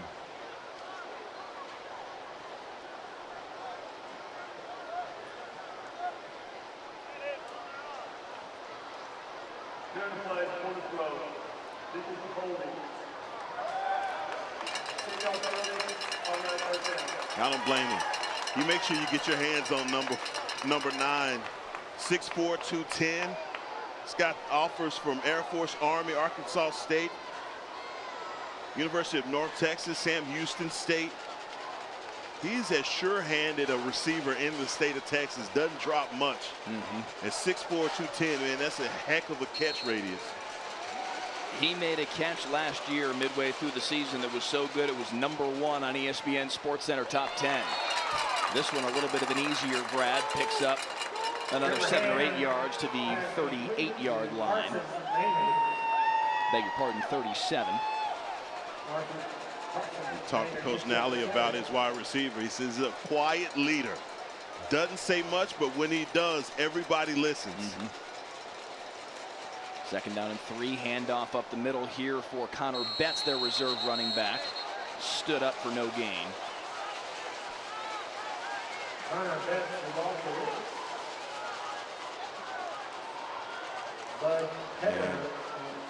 guess it's the peanut package is just in the first half. As Adejokun comes back on the field. 3rd down and 3. They've got to get to the 34 to pick up a 1st down. Adejokun to the left of Trevor Ham. High snap, but they pull it down. Adejokun right up the middle into the 2nd level again. And another 1st down to the 26. They're just gashing them up front with Tasby and Hollenbeck in span. Every time after those 1st down runs, you just see those defensive linemen for the Eagles getting up off the ground.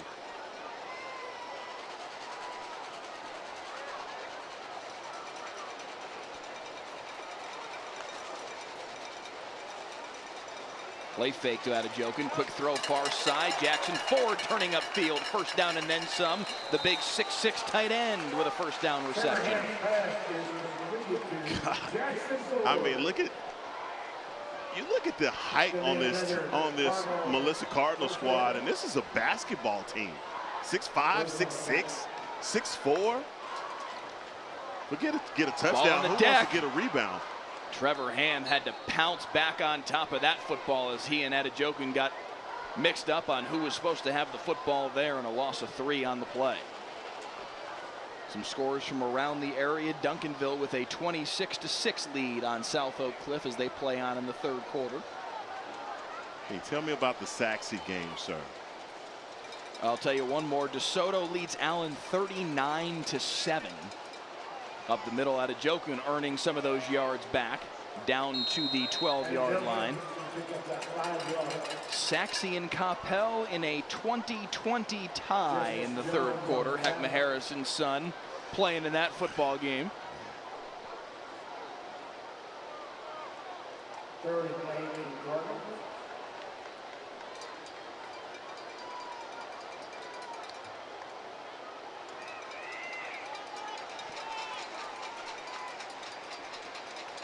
Third down and a junk, and the handoff to Adejoke, and he's going to have the first down and then some inside the 5, first and goal. This kid will not be denied. Gosh. And you see, he has 3 guys that he just shed for the tackle. Devin Owens, who tries to make the tackle initially, has to get up and make a second effort to get Adejoke down on the ground.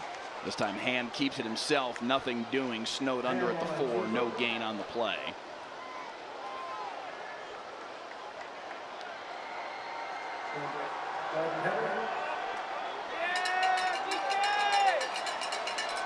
There he is.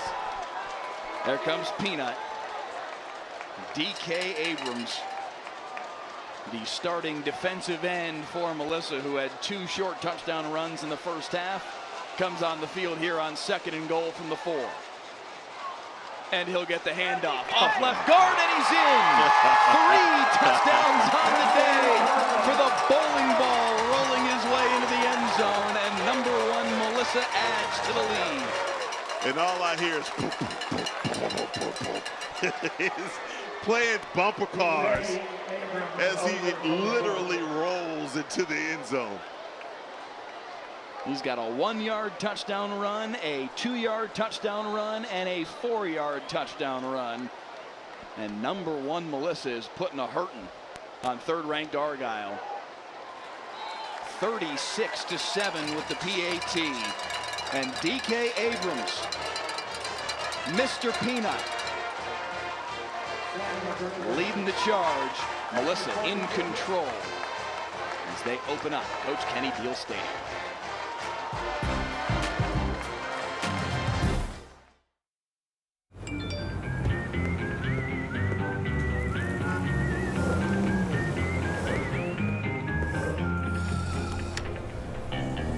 Thanks, Delkus.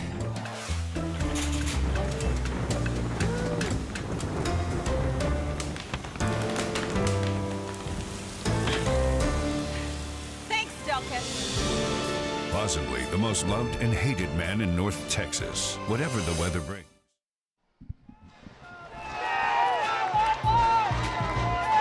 Back on Friday Night Football, 36-7, the number 1 team in the state in 5A Division II, the Melissa Cardinals, showing why. In complete control of this one. Another fair catch called for and made at the 31-yard line, as Melissa has been content to pop it in the air on their kickoff so far this evening. I loved earlier when I was looking at the 6 o'clock and Pete Delkus talking about the weather. Pete said it's hot. He made it real simple for everybody. It's hot. 110 degrees today.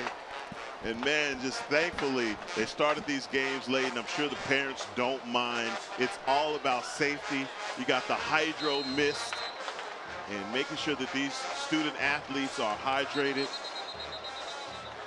The UIL and all of these districts doing a really good job of moving these schedules around, but also keeping these student athletes safe. Yeah. Moving this game back an hour. Several games around the area moved back at least a half an hour, if not an hour. Another false start on Argyle.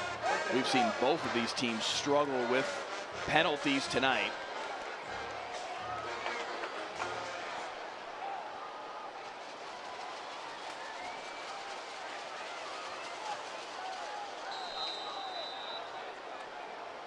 First and 15 off the false start. Handoff for Kreckler, beg your pardon, they fake it. That ball was nearly caught twice in and out of the hands of 2 Argyle Eagles. Hunter McFall first, trying to get his hands on it, and bounces right off him to Hodson.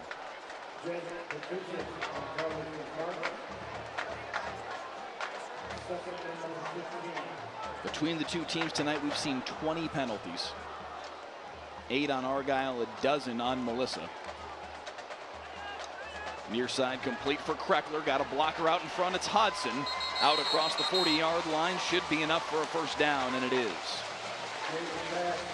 And finally, a first down for the Argyle Eagles.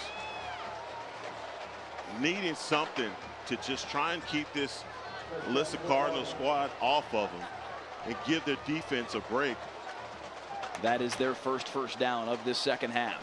Quick throw far side, complete in the hands of Gasperson. Nice move, and they'll have back-to-back first downs on consecutive plays. And the future's bright for the Argyle Eagles as well, as Gasperson is a sophomore. So they got plenty of speed and youth for the Eagles as well.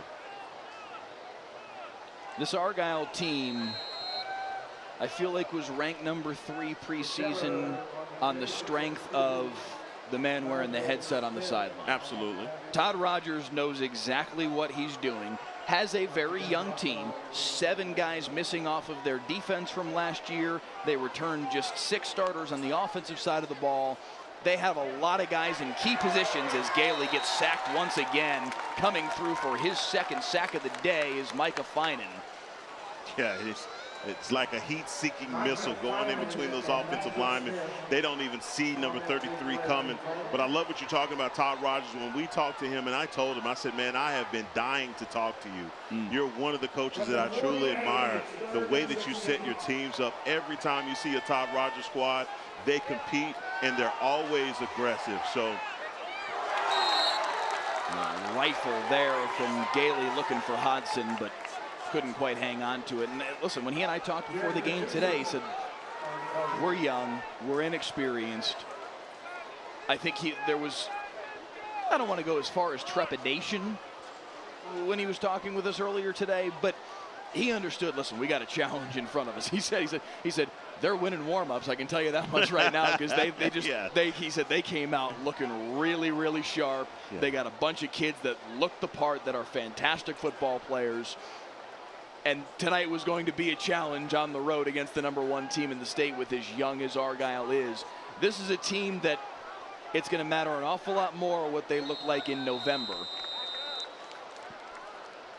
A delay game penalty taken here by Argyle, unless they may have beat the clock and called a timeout. I think that's what it was. They did, yeah. Yeah, they're trying to get the personal protector lined up, maybe had too much space.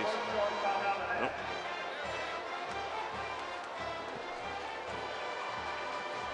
But yeah, so there's a lot that Argyle needs to learn about their football team over the course of what will be a difficult non-district slate. They play a very good Lovejoy team from Melissa's district next week. They've got a difficult district that they're going to have to work through this year. A very good Frisco Emerson team that has a transfer in from Allen, the quarterback, Mike Hawkins, that just got that much better in the offseason with him transferring in on what was already a good roster. So they've got challenges in front of them within this regular season as well.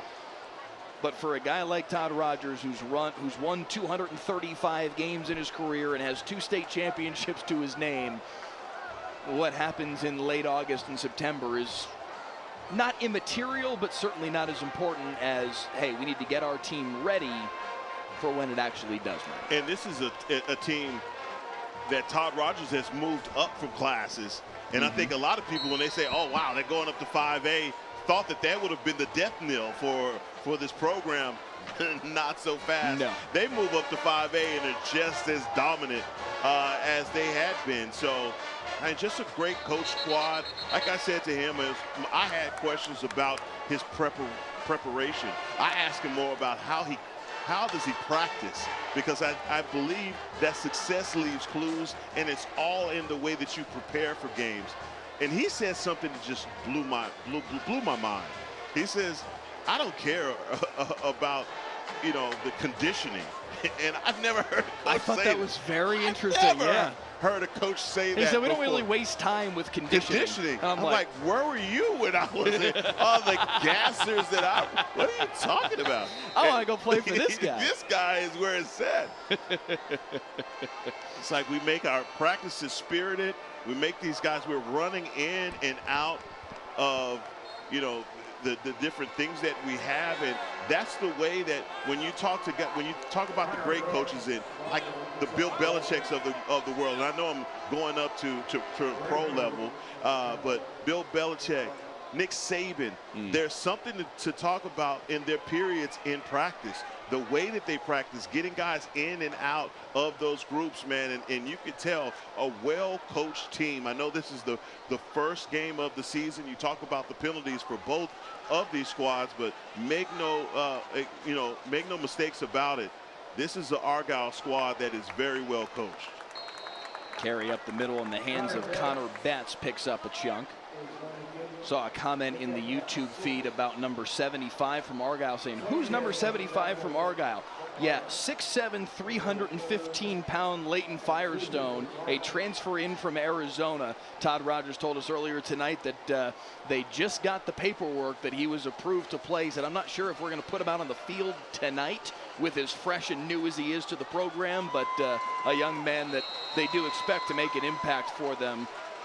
At 6'7", 315, yeah, you're going to make an impact from time to time for a football team, and he's somebody they're excited to have in the very near future.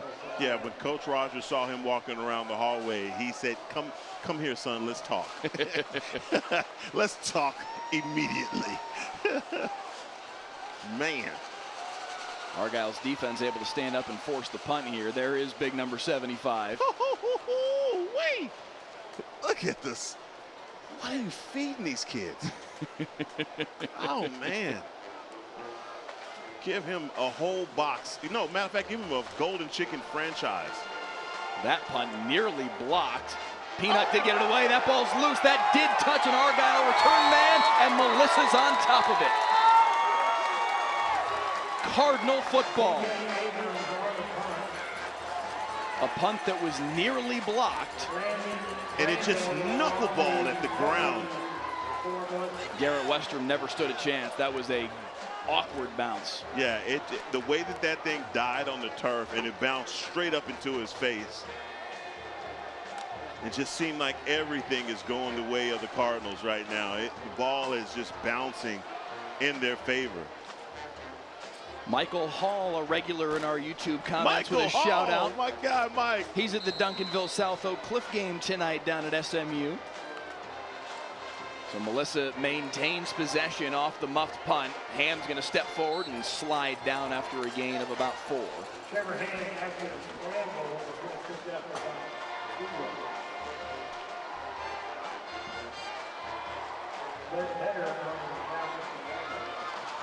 And that will be the final play of quarter number 3. A dominant performance thus far from number 1 Melissa.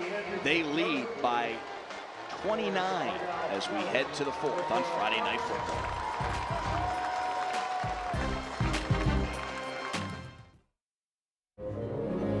North Texas, it's a hot one today. If you're planning on taking the pumps out, make sure to protect their paws. That asphalt is going to be hot. Thanks, Duncan.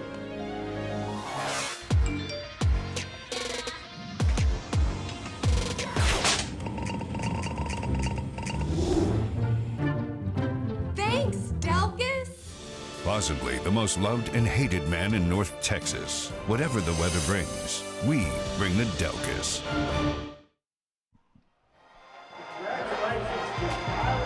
As we welcome you back here on Friday Night Football, they are enjoying themselves here in Melissa as their number 1 Cardinals lead it 36-7. Our season schedule here on Friday Night Football is fantastic. We told you about next week, Lancaster and South Oak Cliff. The week after that, Stephenville and Decatur in a top 5 clash in 4A D1. Anna and Salina also 4A D1 programs the very next week. Anna looking to back up their wins that they had over Salina. The regular season win they had over Salina last year was the first time they had beaten Salina in 50 years. They look to back it up on September 15th. Highland Park and Jesuit Dallas at SMU on September 29th. Duncanville DeSoto on October 27th. The crown jewel of them all, the 2 defending 6A state champions squaring off. Out of the quarter break, a 2nd down and 8 handoff for Nate Adejokin.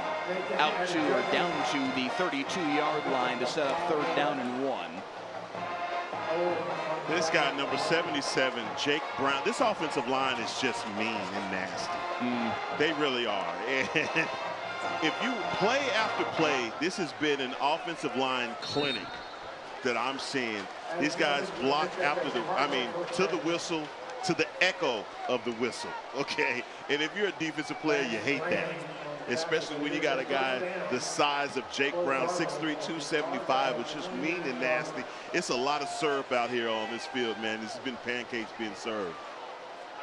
1st and 10 for Melissa at the 29 in Argyle territory. The Cardinals, #1 in the state, making a statement tonight about just how good a season they can have in year #1 of Coach Kenny Deal Stadium. Ham to the air, looking deep for Maynard, hauls it in. Touchdown Cardinals, 29 yards on the hookup, and the route is on here in Melissa. I said there's a name that we hadn't really called and talked about, and that's number 9, Carson Maynard. Man, way to deliver the mail. Ham to Maynard, and man, that looked automatic. This is something that everybody in 5A has got to look forward to. That connection between those two players is going to be problematic, especially when you have a running game like they do, and he also has holding duties, does Carson Maynard. 43-7, the Melissa Cardinals pouring it on. #3 Argyle, Trevor Ham up top to Carson Maynard, 29 yards for the touchdown, and they are enjoying themselves in the Melissa student section. What a performance from this Melissa Cardinals football team. They have been dominant from the word go tonight, and they continue it here. Give you one more look at the hookup from Ham to Carson Maynard. 29 yards on the deep ball. And it is a 43-7 Melissa lead. Yeah, they got him in the coverage that they were looking for. Caught him in man on the outside. And man, it's just that these guys don't even have to speak to one another. They know it. The two seniors have been in this offense for quite some time. They got what they were looking for, and they found the connection.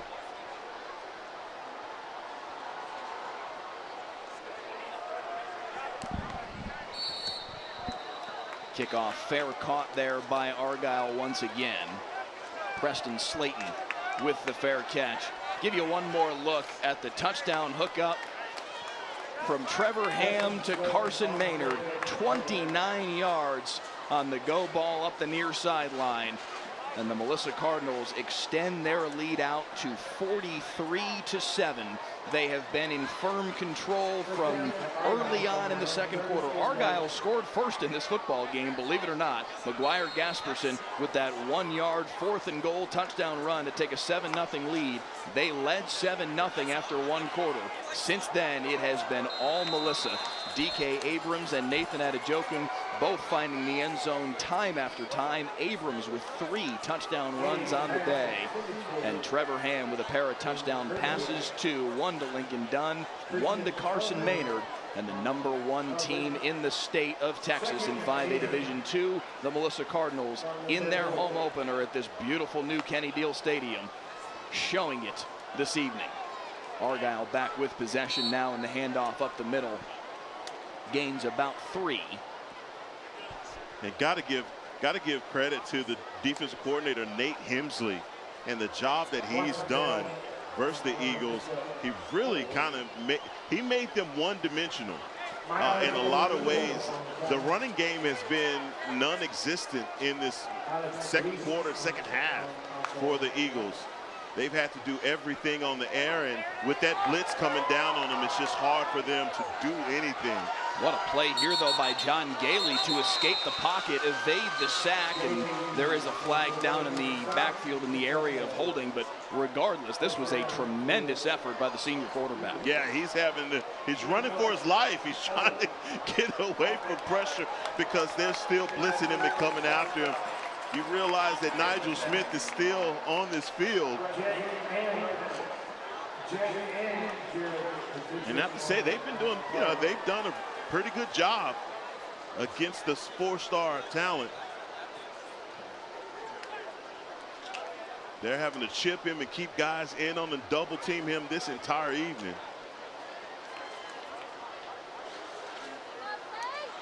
So the penalty negates the run by Gailey. And will set up 3rd down and 16. Nathan Adejoken, by the way, now up to 221 rushing yards on the day. Gailey on 3rd and 16, flushed from the pocket once again, fires complete in the hands of Krzyzak, but short of the line to gain. Christian Turner there to force him out of bounds, and it's 4th down. They'll probably tack on another 15 yards for the late hit on John Gailey. There have been flags all over the place tonight. That is no less than the 13th penalty on Melissa tonight, if our live stats are fully updated. 115 yards worth of penalties on the Cardinals tonight. If you're Matt Nally, that is the one blemish. Everything else has gone very, very well for the Melissa Cardinals. But 13 penalties for 115 yards is a big problem that they're going to spend, I'm sure, quite a bit of time on over the course of the next couple weeks. And how about that? A running play for the Eagles. That picks up about 2 yards. And oh my, this the guy that you don't want to see down on the ground. He does get up, is Nigel Smith. Yeah, that'll make a Melissa Cardinals fans' heart skip a beat to see him stay down, but looks like he's perfectly fine. But he did just that extra pregnant pause on the ground, enough to make you worry. Nice throw near side, complete in the hands of Krzyzak, and he's got the 1st down. And right now for the Eagles, look, they want to just continue their offense, try and get some rhythm going here. They just came up against a team that had their numbers tonight, and you know the Cardinals didn't take their foot off the gas, and you see it defensively. But that what they have in the passing game with John Gailey, I've talked about the zip that he has on his passes. Big hit as crashing through the hole was Argyle's Watson Bell. Pickup of 8 on the carry. Honestly, what I think Argyle ran into is a Melissa team that I think has to be comfortably the favorite to win 5AD2 right now. With all due respect in the world to South Oak Cliff and everything that they have accomplished over the course of the last 2 years, they have been historic and fantastic the last 2 seasons. In no way, shape, or form am I taking anything away from the 2021 or 2022 South Oak Cliff Golden Bears. I have some questions about the 2023 South Oak Cliff Golden Bears. Okay, that's fair. You know, that really is fair. And what you have on the field right now is a really good Cardinals team. So, look, when you're number 1, as we talked with Coach Nally about it, look, man, they're going to be gunning for you.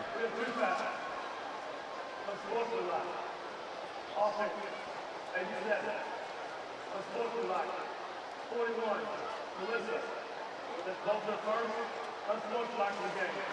The penalties will offset. Offsetting penalties. I think instead of 41, they meant 31. And they're going to get DK Abrams for the penalty. Peanut's been putting in work everywhere, man. He's unsportsmanlike. Unsportsmanlike penalties. He's just doing it all. He's all over the place, man. Yeah, I'm sure that part of it he'd like to have back, but he's not.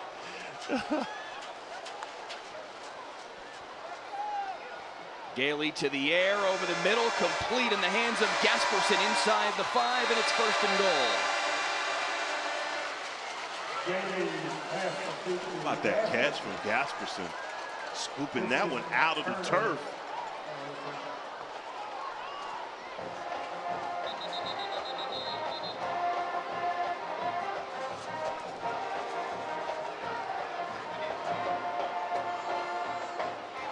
You'll believe that Melissa's next opponent is China Spring. Yes, it is. another former defending state champion. Man, that is a squad that we called their game last year, and I mean to tell you, you talk about another team that is going to play you for 4 quarters. Yeah.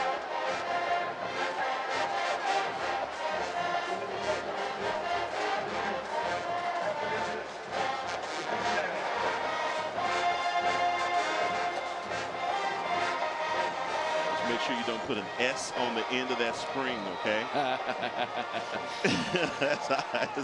They made sure to remind you of that, didn't they? Whoa. First and goal here for Argyle. The handoff off right guard is in for Watson Bell. Touchdown, Argyle. That's a good drive, though. Yes. I mean, honestly, look, 7 minutes 44, they're not coming back in this game. But that's a good drive, good way to get back, get some energy under yourself. I mean, you're going to go back and you're going to look at this tape, and there are going to be a lot of these things that you're not going to be happy with yourself. You're not going to be happy with the way that you played in that second quarter. You're definitely not going to be happy that you got 221 yards put on you by the running back on the ground. But, man, this team is a good team. They got a lot to play for, and this is going to be a long season. So, yeah, sweep this one under the rug. You take your L. You're a young group, but you come right back and you bounce back from this. You know Coach Rogers is going to have this team rearing and ready to go for their next opponent. So, you know, on to Lovejoy for them. But this is a good squad. They just ran into the #1 team. And I'll tell you what, Melissa plays like the #1 team. They certainly do. Argyle on the board for the second time tonight. Watson Bell with the 4-yard touchdown run to make it 43-14. But this has been a dominant Melissa performance. The 2 touchdowns sandwiched around halftime are what defined this game. It did. To be able to, this was 15-7, Melissa, with a minute and a half left in the first half. Timeout called by Matt Nally with $1:24 left. Couple quick Nathan had a joke in gashes of this Argyle defense, and they were in the end zone, and then they were able to, fighting through a couple penalties and some disjointedness on that first drive of the second half, if memory serves, still find the end zone and a terrific catch and run by Lincoln Dunn. And checkmate. I mean, yeah, you could have gone and made a run to the store, come back, whoa, how did it become 29-7? Nice work to turn that into more of a return than you would have expected from Lincoln Dunn, and a bit more of a show than everyone would have expected as well from Lincoln Dunn.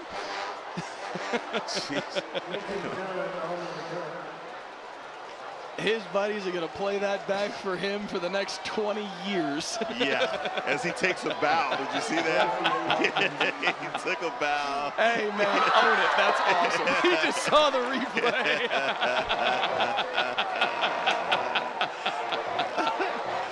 That is outstanding. Oh, gosh. Peanut needs to give him one of his belts.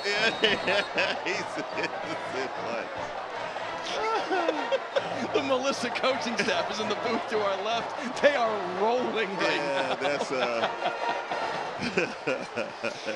oh, that's awesome.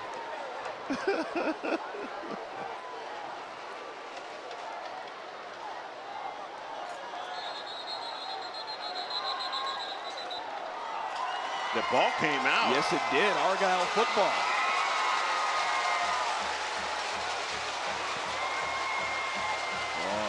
That came out quick, and Argyle pounced on top of it. Which was weird to me. This is the first time that I'd seen the Cardinals huddle. They come out of a quick huddle and snap the ball and fumble. Other than that, they've been doing everything at the line of scrimmage. It was Bud Petter with the recovery. And Argyle will take over 1st and 10 at the Melissa 25.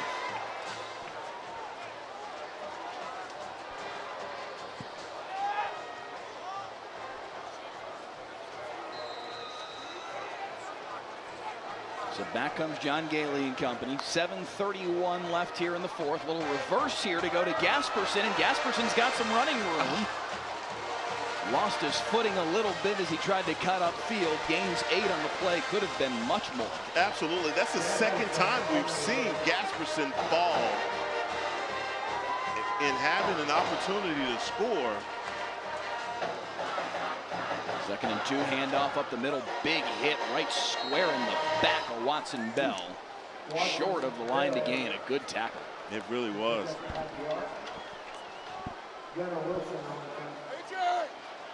About that shot in the back, man, that was a hard tackle. Again, Gasperson slipping on this turf. And he could get some more cleats with number 11. Good work by the front 7 from this Melissa defense. Back-to-back carries for just about no gain, and it's going to be 4th down and 2.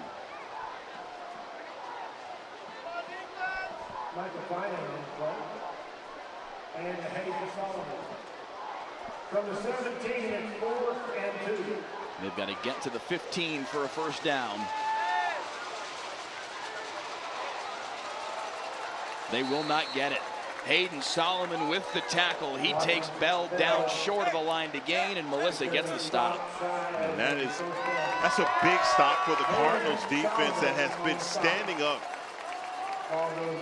this entire game. But that right there, that's a stop that you need. Obviously, you're up big time, but just not going to allow any life to be breathed into this Eagles offense, even in garbage time. Yeah. This will be only the 2nd win for Melissa ever over the Argyle Eagles.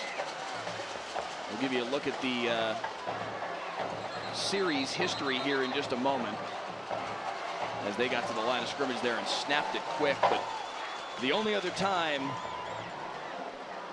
I'm sorry, Clay, I told you the wrong one. Graphic 2, if you don't mind. I'm sorry, that's my fault. The Argyle Melissa history there on your screen. The only other time Melissa beat Argyle, we were here when they knocked off a #1 ranked Argyle Eagle team at the old Melissa football stadium right here on Friday Night Football 2 years ago. So maybe that's the secret. Melissa needs us to come out. That's what it is. In order to beat Argyle. And pretty impressively each time. Good penetration in the defensive backfield here. Or in the backfield, I should say, by the defense of the Argyle Eagles, and a loss of a yard. It's going to be 3rd down and 11. And I think right now what we're looking at is wholesale substitutions up front. Still a pretty young offensive line. Those substitutions being made up front to get some guys some reps. You're going to go deep into this roster as the season goes on. So that's a good job by Matt Nally. Recognized with 4:44 left here in the 4th quarter to get some of their young guys some burn. 3rd down and 11.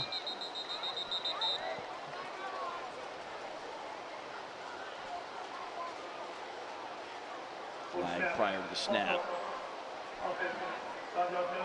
Big number 75 that we alluded to earlier from the Argyle Eagles, now on the field, Leighton Firestone. Big 6'7", 315-pound body that they had transfer in from Arizona that just became eligible to play today, according to Todd Rogers. They were kind of working on the paperwork recently to try and get him eligible to play, and getting out there on the field now.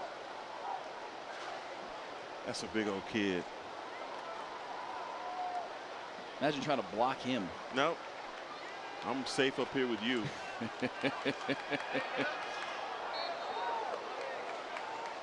Connor Betts on the carry there, out to the original line of scrimmage at the 16-yard line, and it's 4th down and 10.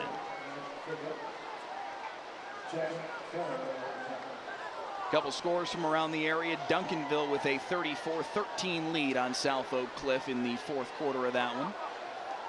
DeSoto still leading 39-7 over Allen. Frisco Reedy with a 37-14 win over Azle tonight.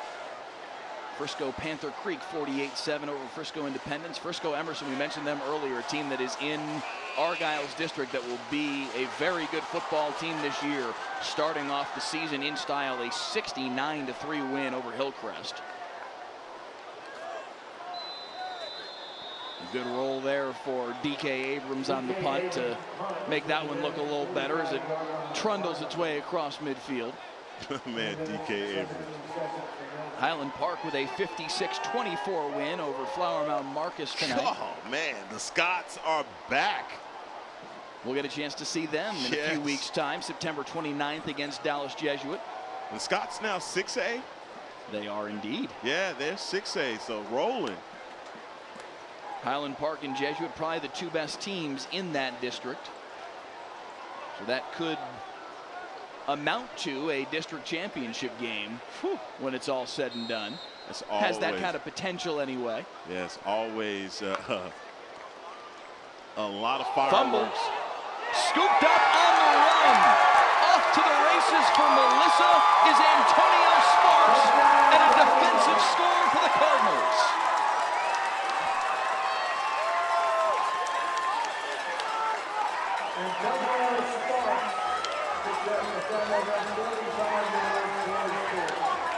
The fumble by Kreckler and Gailey, and Sparks there to pick it up for the 42-yard fumble recovery for a touchdown. And Melissa's an extra point away from hanging half 100 on the number 3 team in the state.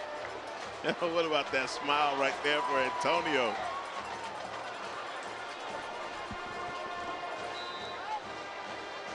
And who's there to congratulate him but Peanut? D.K. Abrams right there to celebrate with him. 50 for the Melissa Cardinals. Number 1 and how. What a debut tonight here on Friday Night Football.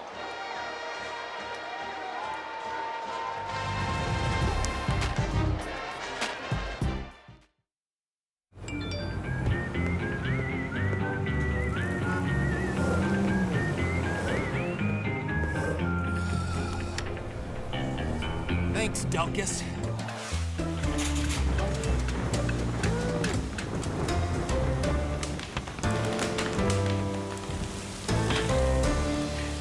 Thanks, Delkus. Possibly the most loved and hated man in North Texas. Whatever the weather brings, we bring the Delkus.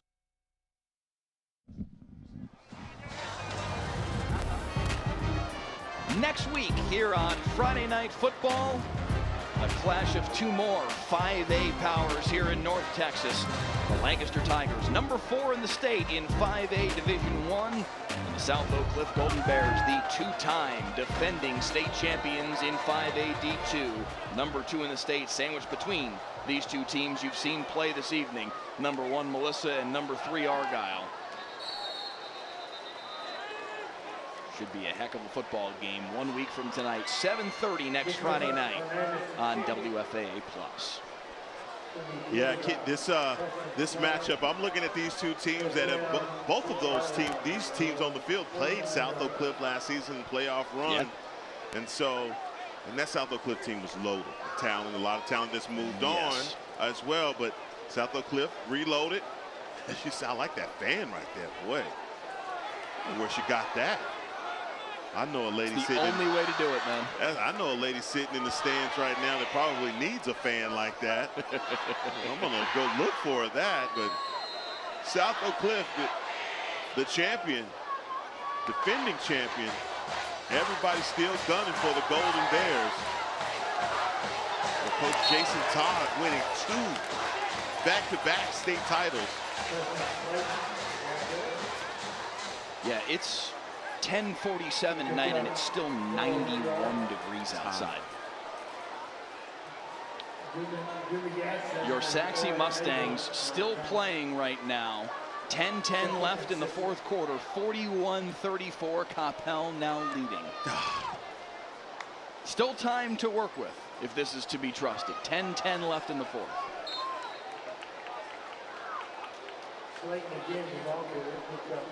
This one just about done here in Melissa.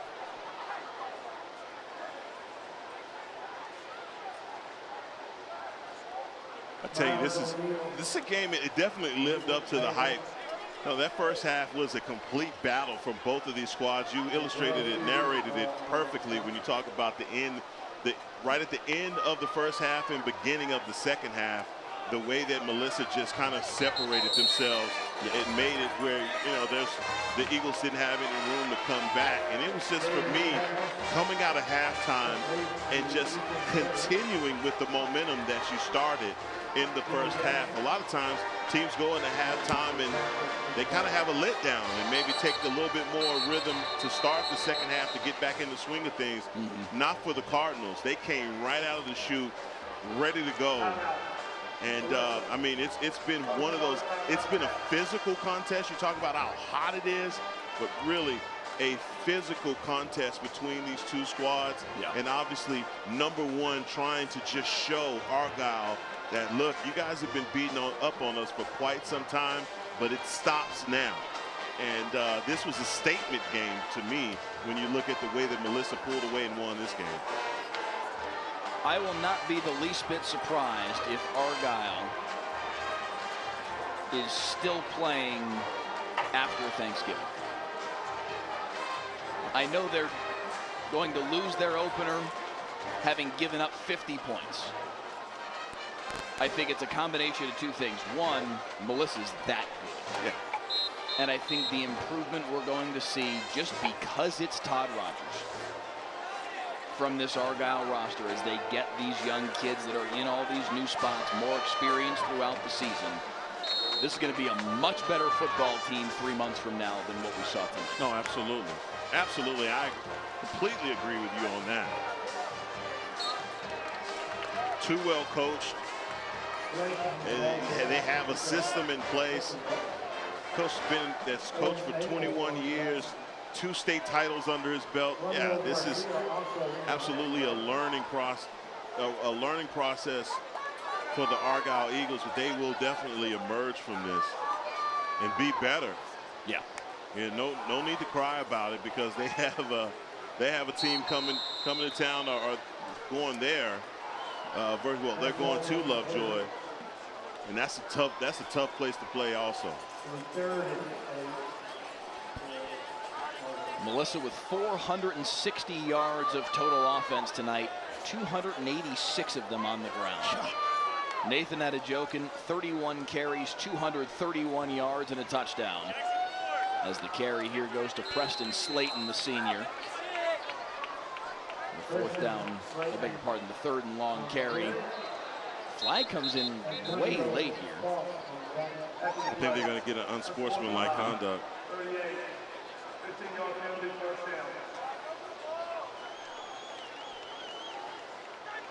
Antonio Sparks, the young man who had the fumble recovery return for a touchdown, is the one who gets called for the unsportsmanlike penalty. Antonio, you're sprinkling some bad with some good. Well, let's say the 4th quarter will be an interesting roller coaster ride for him tomorrow when they're watching film. There's gonna be a real great moment, of course, but he may hear about that one too. 1st and 10 for Argyle at the 38-yard line. Twisting his way down to the 35 was Slayton once again. Maybe asking coach why he has to run extra gassers and he scored a touchdown. You mentioned it earlier, Argyle next up against Lovejoy, Grapevine, and Montgomery, their other 2 non-district games. Melissa, off this win over Argyle, will face China Spring next week, then Royce City in their one other non-district game. In district, as we saw last year, it figures to play out similarly this year. Melissa will handle their first 6 district opponents with relative ease. It will all come down to that November 2nd matchup with Lovejoy to decide the district. But Melissa certainly started the season exactly the way they would want to.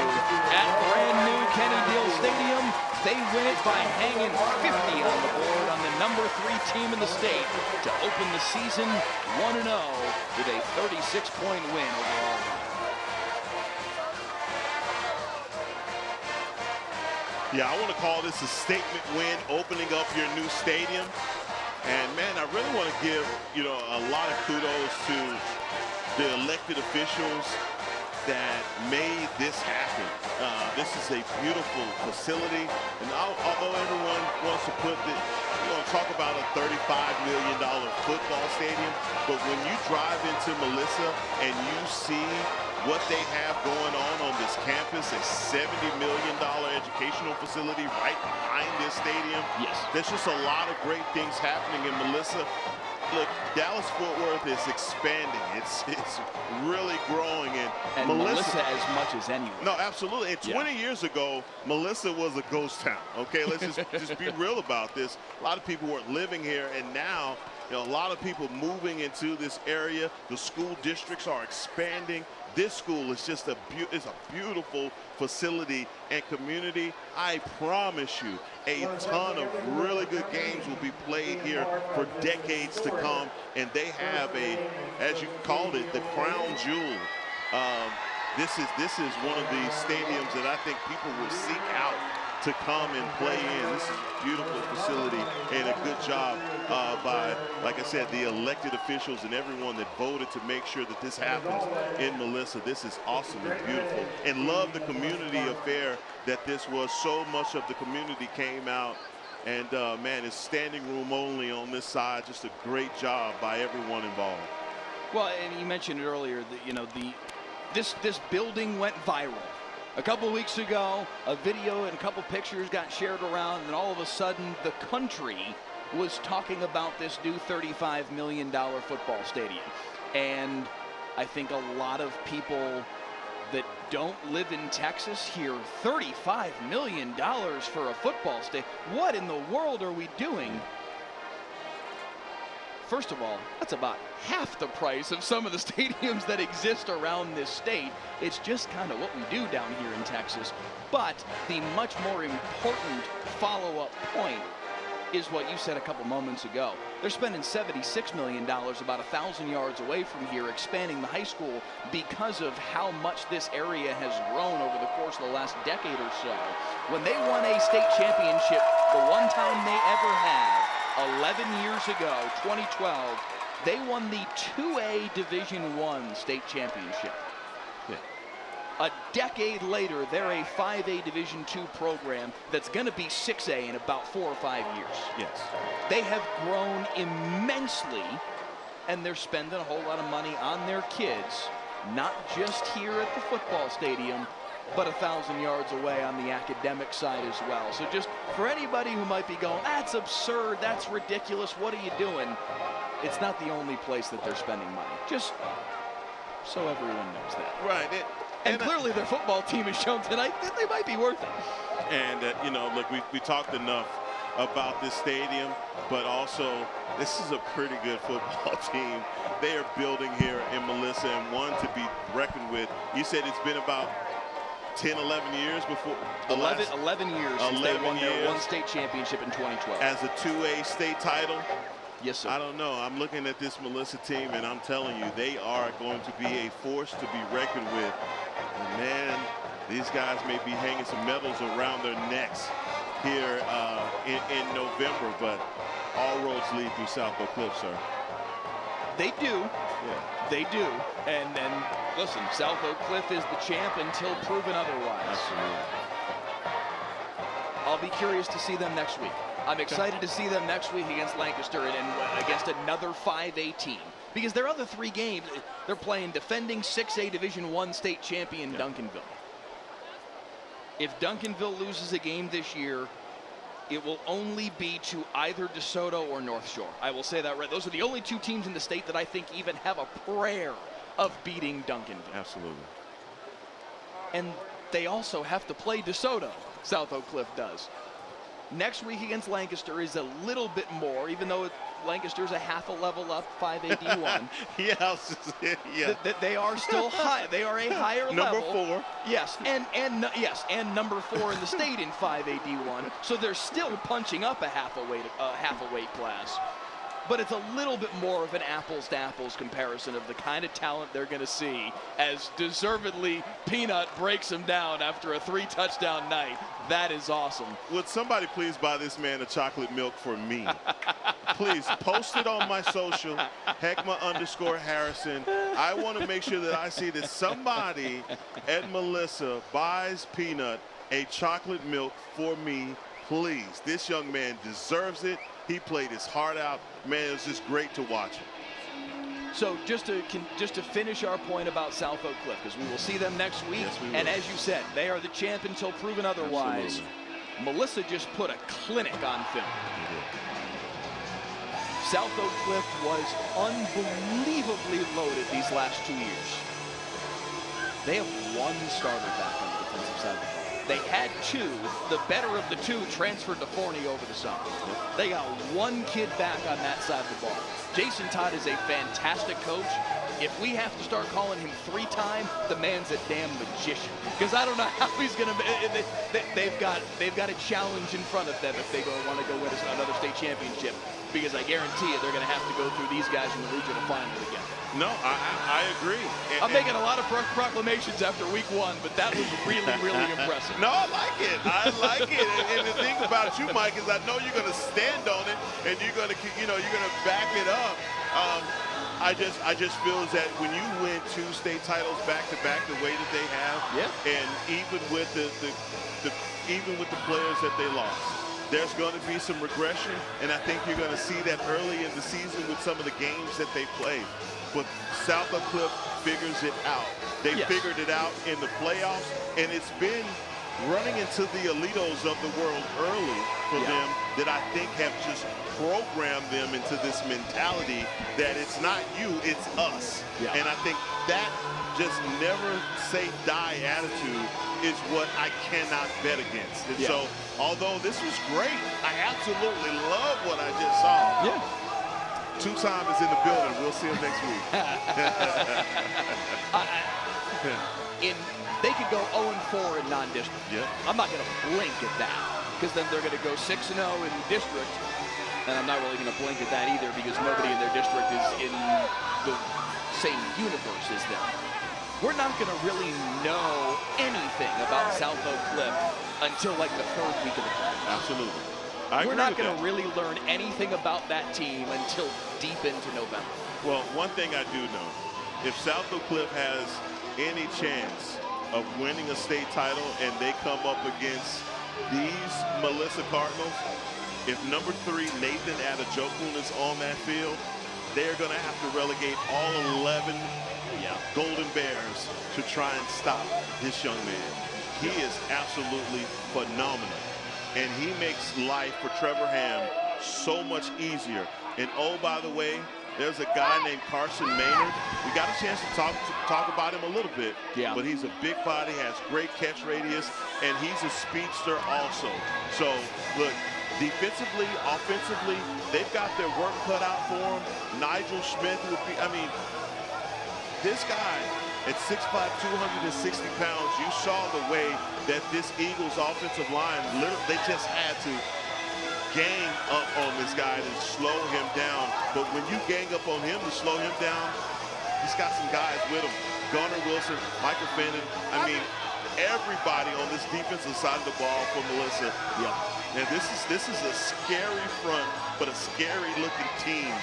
And they came out in this all black. I like these all black uniforms too, by the way. But this has just been a wonderful game, man. These guys, they came out and they performed well. The future's bright for this Melissa team. They're young up front, nothing but juniors. So no matter what they lose, like Adejokun is a senior. They're going to lose him. They're going to lose Solomon. They're going to lose Nigel Smith. Man, they're still going to have plenty of good players that are going to return. And, boy, do they have the foundation already in place to continue this tradition long after this year. Want to give a quick shout out before we sign this thing off to Duke Sparks and the entire team here at Melissa. They've been incredibly welcoming. Each of the now 3 times that we've come out here to Melissa, they were joking with us. We came out in 2020 for Melissa Pottsboro in the height of COVID. We were not allowed to be in press boxes per the rules of how things were laid out at that time. and we were strapping tables into the bleachers to set up our broadcast location, and they were incredibly welcoming then. They have been this week as well in this brand new and beautiful building. It's been a pleasure to be here tonight to open up our season with these guys, and what a performance their football team just put on the field as well. 50-14, the final score. The Melissa Cardinals behind 3 touchdown runs from DK Abrams and a, let me double check and make sure I've got this right, 231-yard performance from Nathan Adejoken opens the season 1-0, the #1 team in the state with a 50-14 win over the Argyle Eagles. For our entire Friday Night Football crew, Director Clay Marshall, photographers Graham Rayner and Guy Opper, digital coordinators Pete Freeman and Paul Wedding, graphics coordinator Emil Moralda, and the one and only Heckma Harrison alongside. I'm Mike Leslie. One more time, so long for Melissa, with the final score is 50-14. #1 Cardinals with the win. All our Friday Night Football broadcasts streamed live and are archived in perpetuity on the WFAA YouTube channel and on the WFAA Plus app. This has been a proud presentation of WFAA TV.